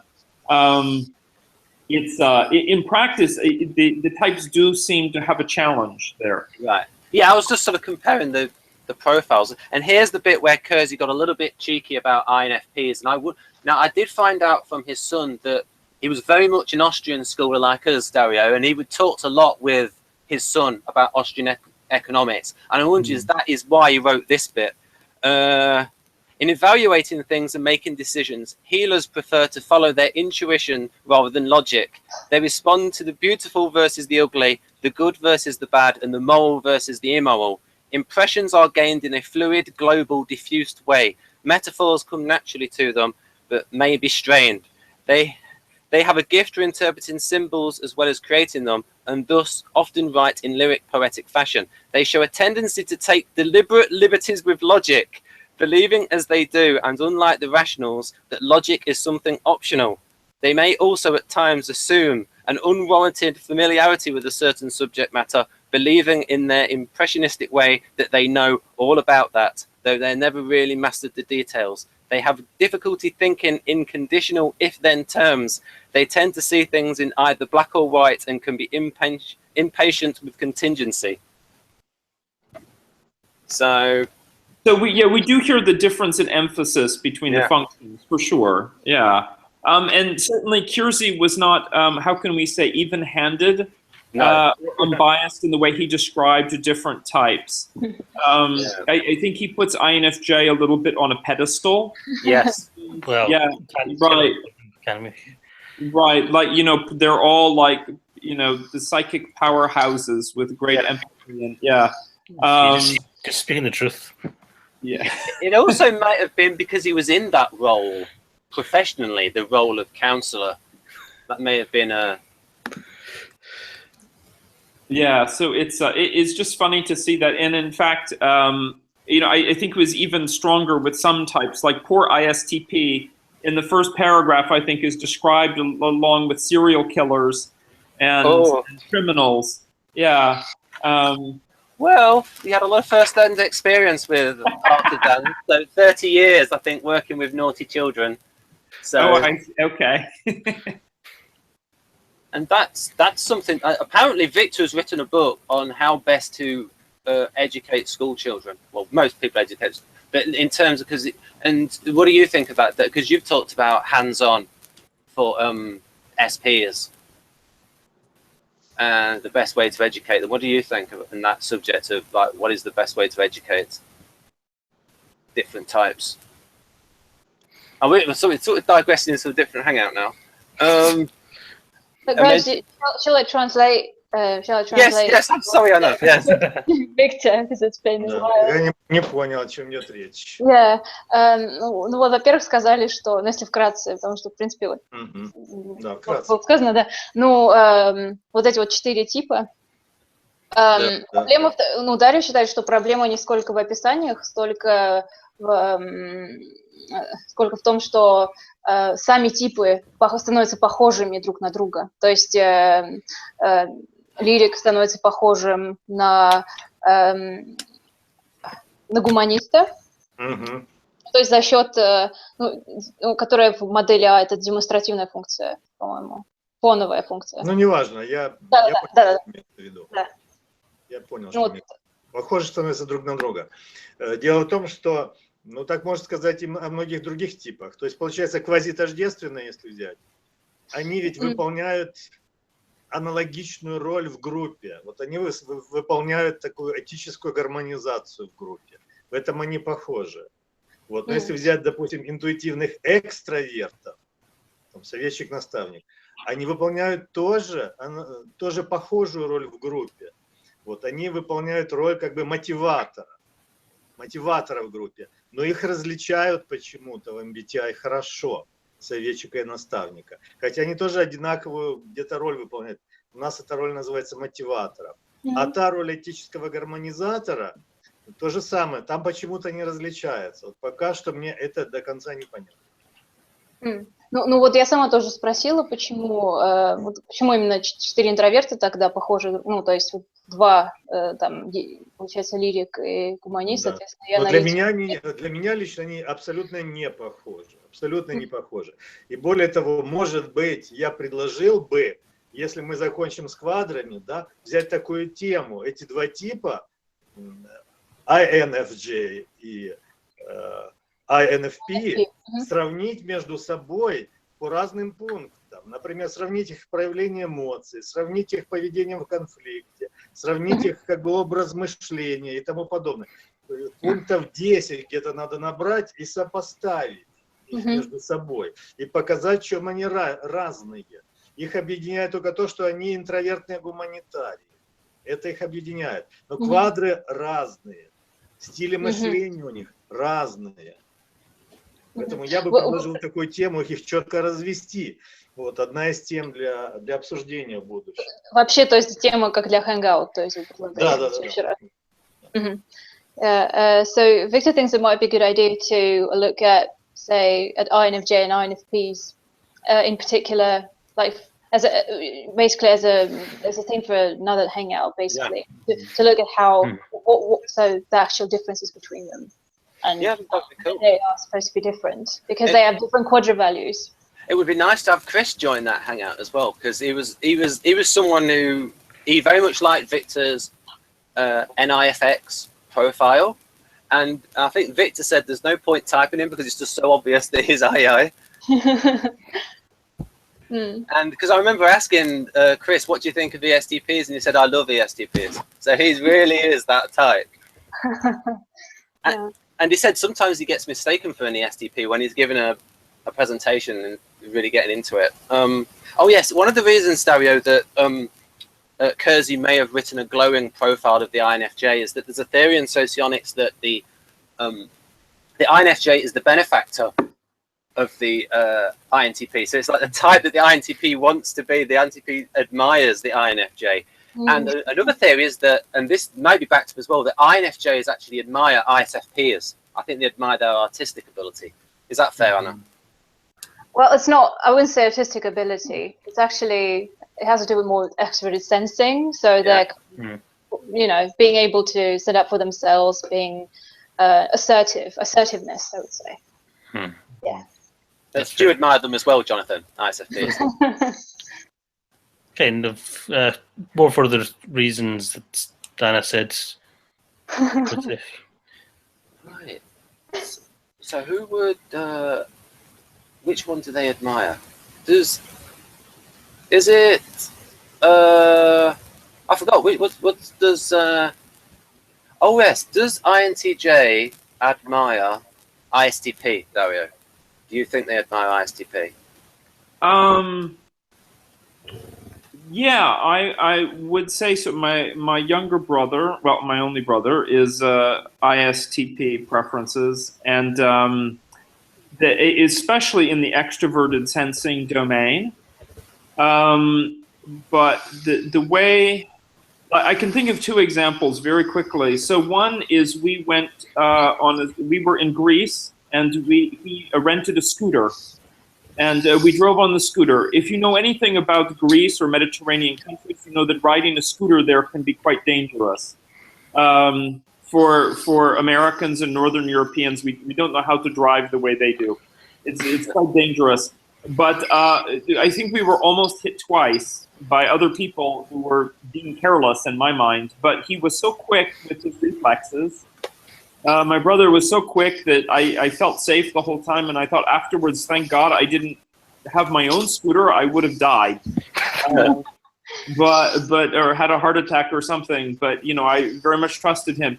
And then recently, I wanted to put on try out a temporary tattoo to understand this process of how you design tattoos.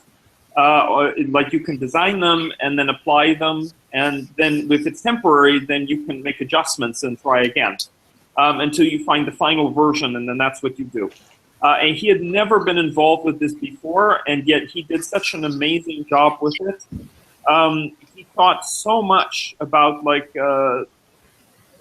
every practical aspect of it before, bring a little bit things not in the instructions. Just from his point of view, common sense problem solving. You know, before you jump into something, what are the things that you're going to be doing? And he just did such a smart job of it. So a lot of times, and I can think of a half dozen more things. But it's not admiration of the whole type. It's admiration of certain aspects of the type. You know, when they try introverted intuiting, it's sort of funny to me, and that's, you know, that's a whole different story. But it's a great show. I mean, I appreciate that they're making an effort with it. Oh yeah, and also you got John Grinder. I agree with you. Is ISTP, is TISX, and it's so obvious with John Grinder because he tells us so much about how he thinks. He's the best example of that type. Yeah, go on, Anna. Wait, what? Sorry. Well, you're going to translate all that stuff that Dario said about how cool his younger brother is. Oh, yeah, sorry. Ну, вот тут начали говорить про отношение заказа, и вот то, что в теории типы, они восхищаются своими заказчиками. Вот. Ну, это в теории, реально, ну, правда. То есть вы считаете, что, ну, то есть чисто в теории, да, должно, то есть на практике просто... Оно по-разному бывает. Ну да, ну, по-разному бывает. Ну, тут просто Дарья, например, рассказывал про своего брата младшего, так поняла, который инспектор, получается, да. Вот как там все проявляется. И что, между ними разве заказ? Ну, получается... Ну, если мы считаем Дарью, это логика интуитивный интроверт. Нет, критик это интуитивно-логический интроверт. Мы все-таки пришли, что Дарью рациональный человек. Да? Логика интуитивный интроверт до сих пор и так. Может, я уточню тогда или как? Вот, и тогда получается, ну, смотря с какой точки зрения посмотреть. Вот. Если инспектор и критик, то все нормально. Вот я, например, думаю, что Дарио — это логика интуитивной интроверсии. Нет, это как, это перевести ему или... Хотите. Да не надо. Просто что еще было? Что еще было? Все, только вот отношение. Хорошо. Right. Since may I suggest, since we have 15 minutes, what kind of note we'd want to conclude on, or is there a topic that the other folks would like us to address? Well, yeah, I have 4 questions for me. I don't know if we can get through all of those. Well, I'll try briefly. Try to be brief. The first one was, you mentioned earlier that what was it? You're talking about how other people have done studies on the long term and how brains develop. So, right. Are you saying that more people have started to study MBTI and functions using your techniques? No, not at all. Yeah, no, they just somebody. This idea of like this flow state, this what is it? Basically, delta waves at maximum. And then just the brain wiring, this like what one guy calls brain web. Okay. Yeah, I prefer starburst pattern because brain web sounds like you've got webs in your skull, which is not positive. And he's more like high muckety muck kind of person. So people started looking at that and noticed that this brain web pattern was more common among younger patients or clients than older ones. I don't think the interest in type has increased any at all. Yeah. Right. Okay. Yeah. Three more, and they're very short. Number 2, I was wondering if when you mentioned the subtypes, so the logical and the creative, is there any Enneagram links that you can see? I was actually wondering if even instinctual stackings may have played a part, but wasn't sure. It's not something quick to answer, but there is an article and a study I did for the 9 Points Bulletin, which is like a 22-page article, which has like, it covers all, like we had multiple people of each Ennea type, and also like a different wing emphasis, like 5 wing 4 versus 5 wing. And I think that would answer a lot of those questions. Like right off, it was a few years ago, I couldn't say. But it did seem like the Ennea types were different, and that the choice of the wing or the second type was relevant. It really was relevant. Yeah. Yeah, no, it's what's your Ennea type? Just wondering, curious. My Ennea type. No, Dario's. Sorry. Just curious. So that's, years ago when I was 21 or 22, I tested as a Ennea type 1. And then about 20 years later, I did it again. In fact, I did it a couple of times, and I came out a 7 each time. I don't think either of those are correct. The sort of the folks in the Enneagram community, I went and spoke to one of the conferences. So they interacted with me for like 3 or 4 days, and they all said, we actually can't decide on your type, which I considered a compliment. I did, yeah. So I did. I am probably 5, but I'm the version of 5 that's more like what do they call, like sexual 5 or something? It's the one who like is more extroverted and engaged with people and that kind of thing. Yeah, which they said was sort of uncommon for 5s compared to the other 2 versions. Yeah, and definitely more 5 wing 4. And I've got some 1 tendencies still for sure, and the 7 part I think is like adopted for the career stuff. I also think that the 7 is come from your developing your extroverted sensing. Dario. Oh yeah, because that's how it's come about for sure. The problem is that the 7th thing can get me into trouble.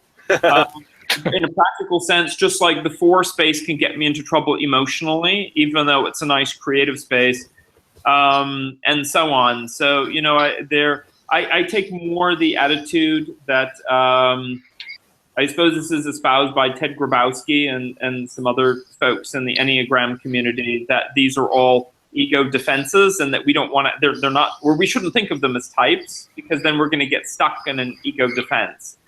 And we want to sort of have more flexibility and have the capacity to go to these different spaces when appropriate.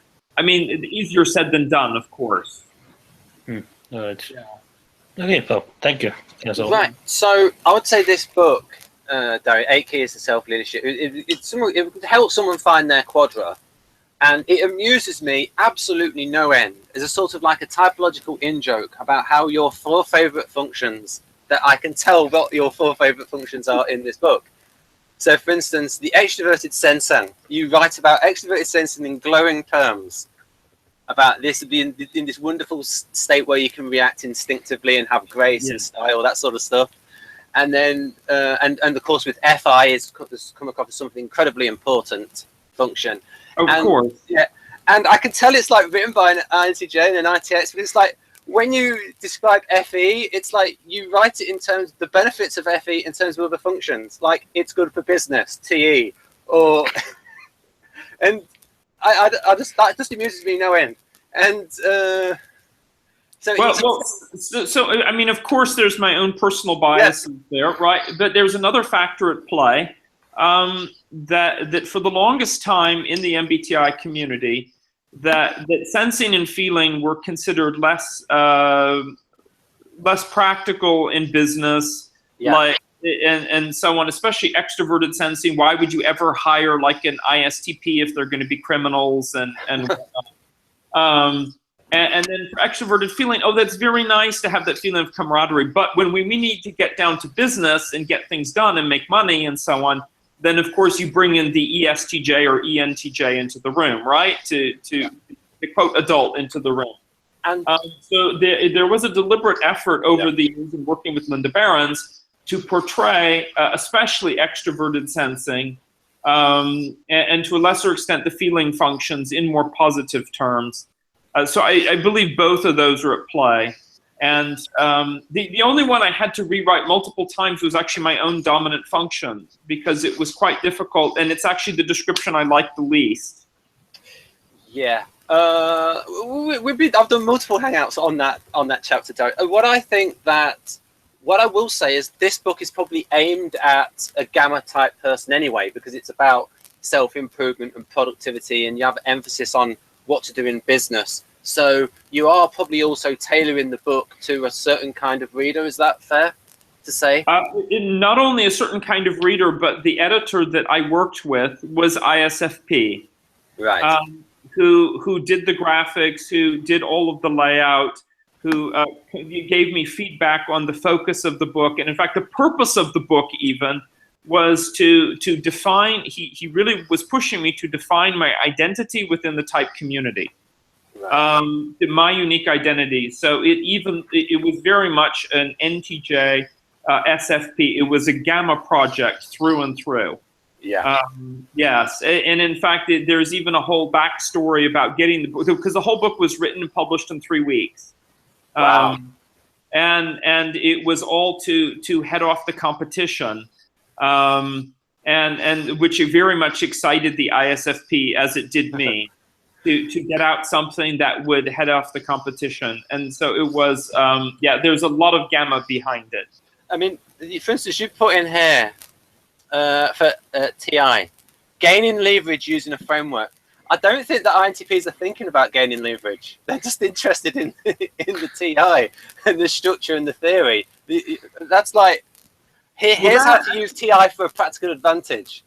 Well, and because some of that was a deliberate focus on including the STPs, because the type literature, at least at the time in Myers-Briggs, was overly biased to NTPs. And we really wanted to show how STP, so this came out of dialogue with Linda over the years, Linda Berens, and really showing STPs, because they do think about leverage. I mean, I think everything that Donald Trump does is, it was preemptive. This is introverted intuiting on his part as well. It's preemptive creation of leverage. And he doesn't randomly pick up the phone and talk to Taiwan as a political blunder, which the INFP sort of generically, archetypally might think. It, in fact, is preemptively creating a leverage point for vis-a-vis China. And so that's where I see it as, I really wanted to include leverage there as a facet. Right. So, Dario, have you read Donald Trump's book, The Art of the Deal? Because I think if people want to know about Donald Trump, they should read that book, and they'll get an idea of how he operates. I have not, although there's a couple folks who would normally describe themselves as liberal who were fans of his prior to his, being involved in the politics, and liked his books and found they were, and these are like NFJ folks, who found it quite practical. And like what was in them. So I haven't read them myself, but I've heard good things about them from people that would, I'd normally talk to. Yeah, people need to realize that when he talks about it's an opening bid, when he starts off with, we'll get rid of all the illegal immigrants, and then they'll meet in the middle. They need to realize that's how he works. It's just an opening bid. Yeah, and a lot of other leaders in the world also, even if they don't work that way, they think on those terms. And that's, and even if they don't think on those terms, they're going to be thought on those terms. And I think that's something we see with ENTP and ESTP, is that they have this very sort of invisible hand, to borrow from Adam Smith, this way of creating and working with an invisible hand to move the situation in their direction. And it can be really very effective. Especially if the person is more, more mature, so that they're not just there to con you or to take advantage of you. But yeah, I don't think he's like some low level of consciousness as the people in the spiral dynamics community think. I actually think he's quite actually advanced in his type development, very advanced. And that's not perfect, of course. He has his issues, but there's, not to be underestimated. Oh yes, definitely. And one of the things is that, he's been at it a long time. Anyway, I did a video with Jonathan where we just for a joke, not a joke, but it was semi-serious, where we measured Donald Trump against the psychopathic scale test, and he didn't come out as a full psychopath, but he was slightly on the scale, but just normal for an ESTP, and he got type 8, I think. Well, and that's the beauty of some of those scales. Like the 5-factor model. Basically, you're a perfect person if you're a calm ENFJ, and everyone else is deviation from that. And so those are always really funny things. But I would wonder, Damon, you familiar with NLP? Yeah, so you've probably seen some of the NLP techniques that Donald Trump uses. Do you think he uses those consciously, like he actually is skilled in NLP, or do you think he just naturally does it? That's a really good question. I don't know. I think I've never heard of him being paired with NLP, but that's interesting now that you mention it, because thinking back, I can see what he does. A lot of suggestion. Yeah, a lot of suggestion. It could be natural. It could also be, what is it? If you want it really effective, then you want it to appear natural and organic. You get to the point of unconscious competence. And so it could be a combination of talent. And then I've got to believe as a salesman, he has to have had some exposure. Right. And listening to some of his tapes when we were doing his brain imaging study, people, watched clips of him, and I listened to those clips 10 times.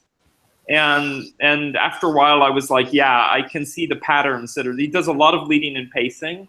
Mm-hmm. And a lot of he uses storytelling in a way that will draw in the audience to make it relevant to them personally, and that's it's just interesting. But I don't know. Yeah, I don't know what his actual background is. Yeah, I've never heard of that, and then you just now mentioned it, and it just triggered like pretty quickly how he uses that, because I've never heard that pairing at all. So I never really paid much attention to it. But in a sense, you just activated a meta program I had immediately. Like, oh yes, yeah. Yeah, I was like, wow. Oh yeah, man. Is he trained in that? Yeah. I mean, he did do. I mean, just in terms of television presence. I mean, he did a TV show for about 14 years, so he would have learned some extra skills from that. And he's always been in the media. I think that Victor thinks that he's SEE. He thinks he's ESFP. We can ask Victor about that, Anna, about Donald Trump being ESFP. Victor, Да. Спрашивают насчет Дональда Трампа. Что, какой тип у него, вы говорите, что вот вроде вы думаете, что он политик, а не маршал. Да, скажу свое мнение, но прежде я смотрю, уже 3 часа у нас продолжается. Вы, наверное, устали, Аня, да? Поэтому как-то давайте так скажем, что ну, пора. Вот. Я отвечу еще на этот вопрос. Уже квадру мы обсудили, правильно? Сейчас пошли другие вопросы, поэтому, наверное, вот так в конце такое скажете, ладно, что типа мы уже будем закругляться. Да. Вот, а по Трампу, вот, ну, у нас, во всяком случае, с кем я общаюсь здесь, конечно же, мы все считаем его сенсорно-этическим экстравертом.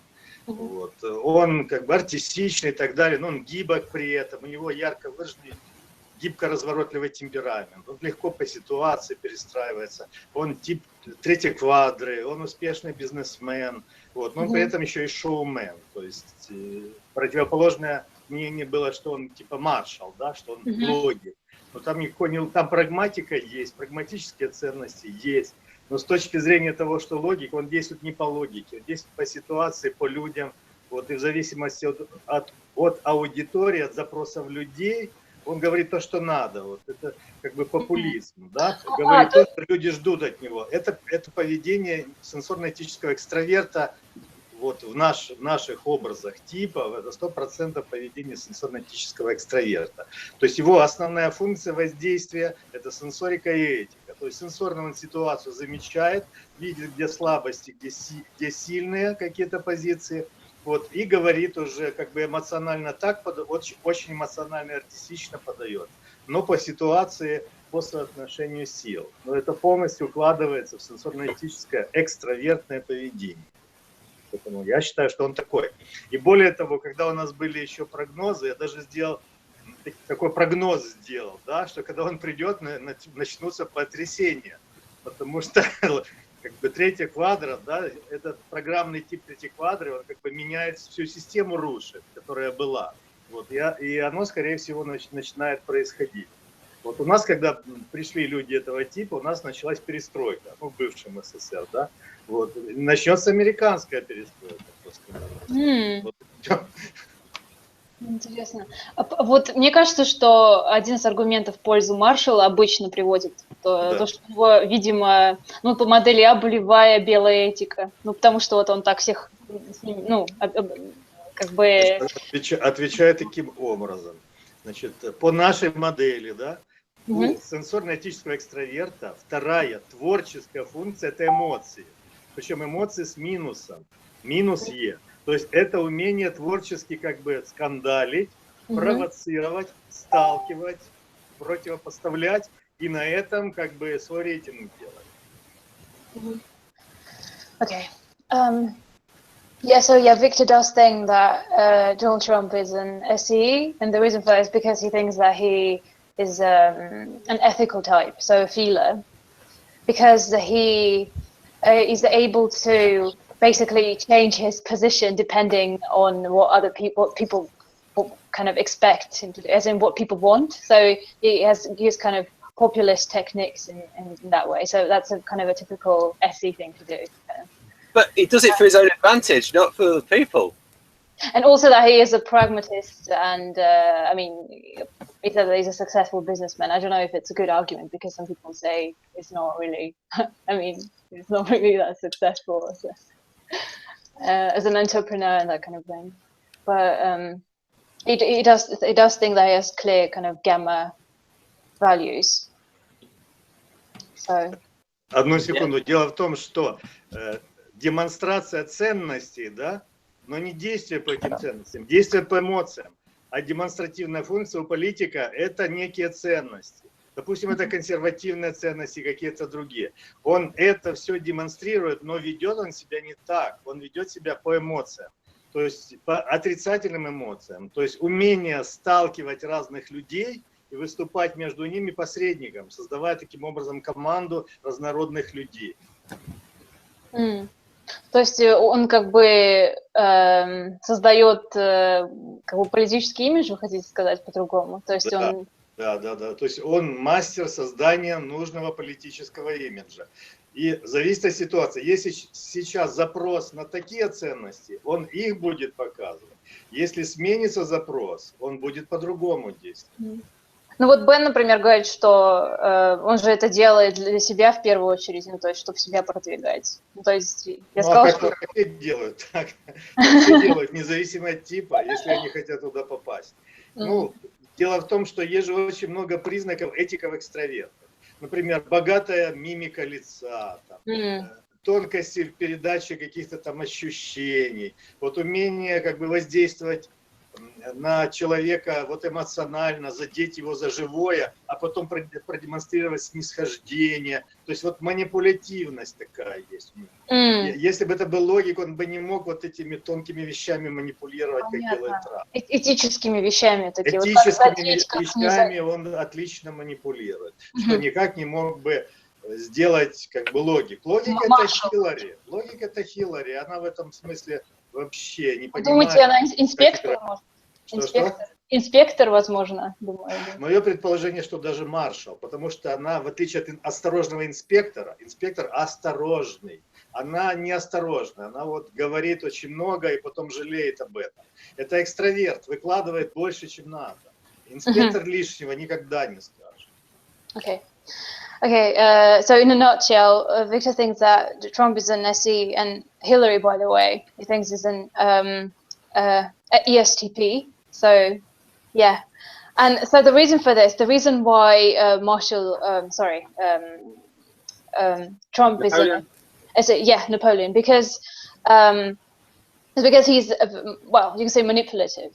Because he knows how to offend, because the very ability to offend people, like knowing how to do that, how to hit the kind of the vulnerable spot, as it were, to affect people emotionally is a kind of an ethical trait. Because logical types, they just kind of, they are, they don't know how to do that on purpose. They might do that like, you know, subconscious, as in like not on purpose, just, you know, just have, but like with him, he does that on purpose. So he has, But to me, it's so obvious that it's like ham-fisted manipulation. It's not as skilled as, say, Bill Clinton, who I think Dario and I do see as proper ESFP, skilled use of FE. One thing I'd like to add too is that earlier in this conversation, if I understood it correctly, that the people in the gamma quadrant seek money as the ends, whereas people in the beta seek power. So Donald Trump forwent a salary and doesn't care about the money in the position of the presidency at all, which is the beta value as far as I understand. So beta's value kind of power for its own sake, whereas gamma's value money for its own sake. You can say that. Yeah, in a nutshell too, is because why did he run for the presidency? We know it's for himself, right? So it's not money. What is it? It's power. So that's a beta quadra value as far as I understand. Ну, I'll translate that just for a second. Вот, например, спрашивает то, что Трамп, в принципе, сам факт, что он как бы номинировал себя, да, вот, ну, это говорит о том, что, ну, то есть он, вот мы до этого как бы затронули тему, вот то, что для квадри бета, да, там основная ценность – это сила. Да. А в гамме это деньги, получается. Да. Вот, сам факт, что как бы он решил как бы пойти в президенты, так сказать, говорит о том, что он как бы ценит... Ну, во-первых, мы не знаем его мотивацию, почему он Мы не знаем мотивацию, да. Мы не знаем мотивацию, да. Вот. И плюс надо учитывать, что там схлестываются на таких должностях, да, схлестываются доминантные люди. И тут и там это доминантное поведение. Вот. А любые доминантные, они, если борются, они уже все пускают в ход, что есть, понимаете? Вот. То есть для них именно доминантные – это умелое сочетание и денег, и власти. Доминантное сочетание. Доминантных типов маршал – это подтипы очень выражены. То есть и политик, и маршал, если они доминантные, то есть у них есть умение сочетать и деньги, и власть. Иначе бы они не были доминантными. Вот. А что касается там денег, власти, это для квадры в целом. Ну, понятно, мы уже говорили. В целом. А индивидуально зависит от других еще вещей. Yeah. Well, first of all, yeah. I mean, we talked about this before. So the idea that kind of beta's value power and gamma's value money is it's an abstract kind of concept. Right. So yeah, it's taken to be kind of a more kind of general, broad. So it's difficult to apply it to kind of specific individuals. And so his gamma is going to value this and that. And also so that we don't know his kind of motivation behind running for presidency. But the thing is, though, that you said that it was what they valued. That's what I mean. And so, you know, you mentioned that this is what they value. And he said that he shares the gamma values. So he's obviously assessing by a set collect system of values. So if it's not the beta values and it's the gamma values, what aspect of his personality actually is a gamma value, since you said it's abstract? I'm failing to see the correlation here. It's just difficult to kind of articulate, I suppose. Yeah. Sorry, I was just going to say something related to that. Let's use Ben's argument too. I mean, Ben says that he obviously can see that the feeling as a tactic for manipulation. I would say Donald Trump is tactical in my observation. Also, I don't know. Yeah. Also, it's the. I'll just say something else about Trump. It's the FI break is so obvious that he doesn't seem to have these principles. He's very adaptable, because it's very adaptable on his principles, which is like a very much an SLE, ILE thing, ENTP, ESTP thing, where very adaptable. He changes what he believes. If he believes, we don't really know what he believes. So the FI is the weak function, I would say. And loads of just the things he says, the inappropriate things that Trump has said, it's like flashing red light. That is what we'd call FI break. That is your classic ESTP type of mistake. So you don't think that's done on purpose? That he just does it because he... that is just Trump being Trump. That's just the STPs.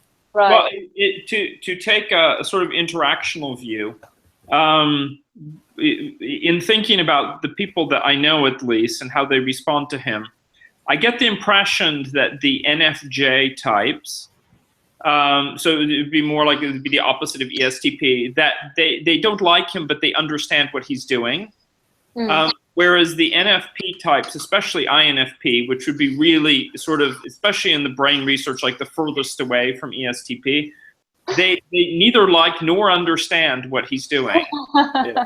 And to me, that's almost the, it's like if somebody asks me, like, oh, Dario, aren't you really an INFJ or something? And I would say, well, my relationships with all the people around me, like, no, that wouldn't work. Like, there's just, it wouldn't make sense to have all the friends and relationships that I do and which functions I use to interact with them and so on. So to me, it's a point where I'm afraid we'll just have to say, after all of this love festival we've had for 3 hours and a lot of and learning that that perhaps this is a minor point of disagreement, although on the dominant function there's solid agreement. Yeah, and that's and perhaps we'll want to save the deconstruction of our political figures for another time. Definitely. That's what. Yeah, Victor also suggested to just kind of maybe discuss this some other time, because we've already talked for 3 minutes. Especially Anna, if you get the SLE if you translate the SLE profile for us from Victor, then we can compare SLE with SEE. More work, She is doing sterling work going to translate your type, Dario, NITX. She is about to translate that profile sometime by the end of the year, I hope. Oh, you really are teasing me. Okay. Yeah. There you go, Anna, for Dario. His New Year present. So who has found leverage and is now using it? Так к чему пришли? Ну да, вот тоже говорят, что может отложить вообще разбор как бы типов политиков на следующий раз. Да, не надо. Да.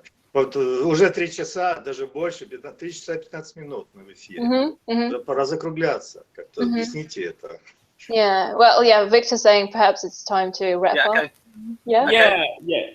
Okay, so it's bye from me, and everybody else can say goodbye, and then I'll stop. Right. Bye. Thank you, Anna, so much for taking the time to translate it. I really appreciate it. Thank you so much, everyone. Спасибо, Victor. Да, спасибо. Всем я тоже благодарю за то, что слушали такую информацию о квадра, да, которая, в принципе, нам всем она известна, для вас, наверное, новинка была, я имею в виду для наших зарубежных слушателей. Вот. Проверьте, так ли это. Вот. А что касается таких вот сверхобобщений, как там власть и деньги, да, это же нельзя применить к отдельно взятому человеку. Это квадре в целом. Yeah. Well, yeah, Victor, thanks everyone, and hope that you enjoyed the hangout and found it interesting. Yeah. Right, so I'm going to stop it now, folks. That's it. It's going to be the end. Bye-bye. And I'm going to stop now.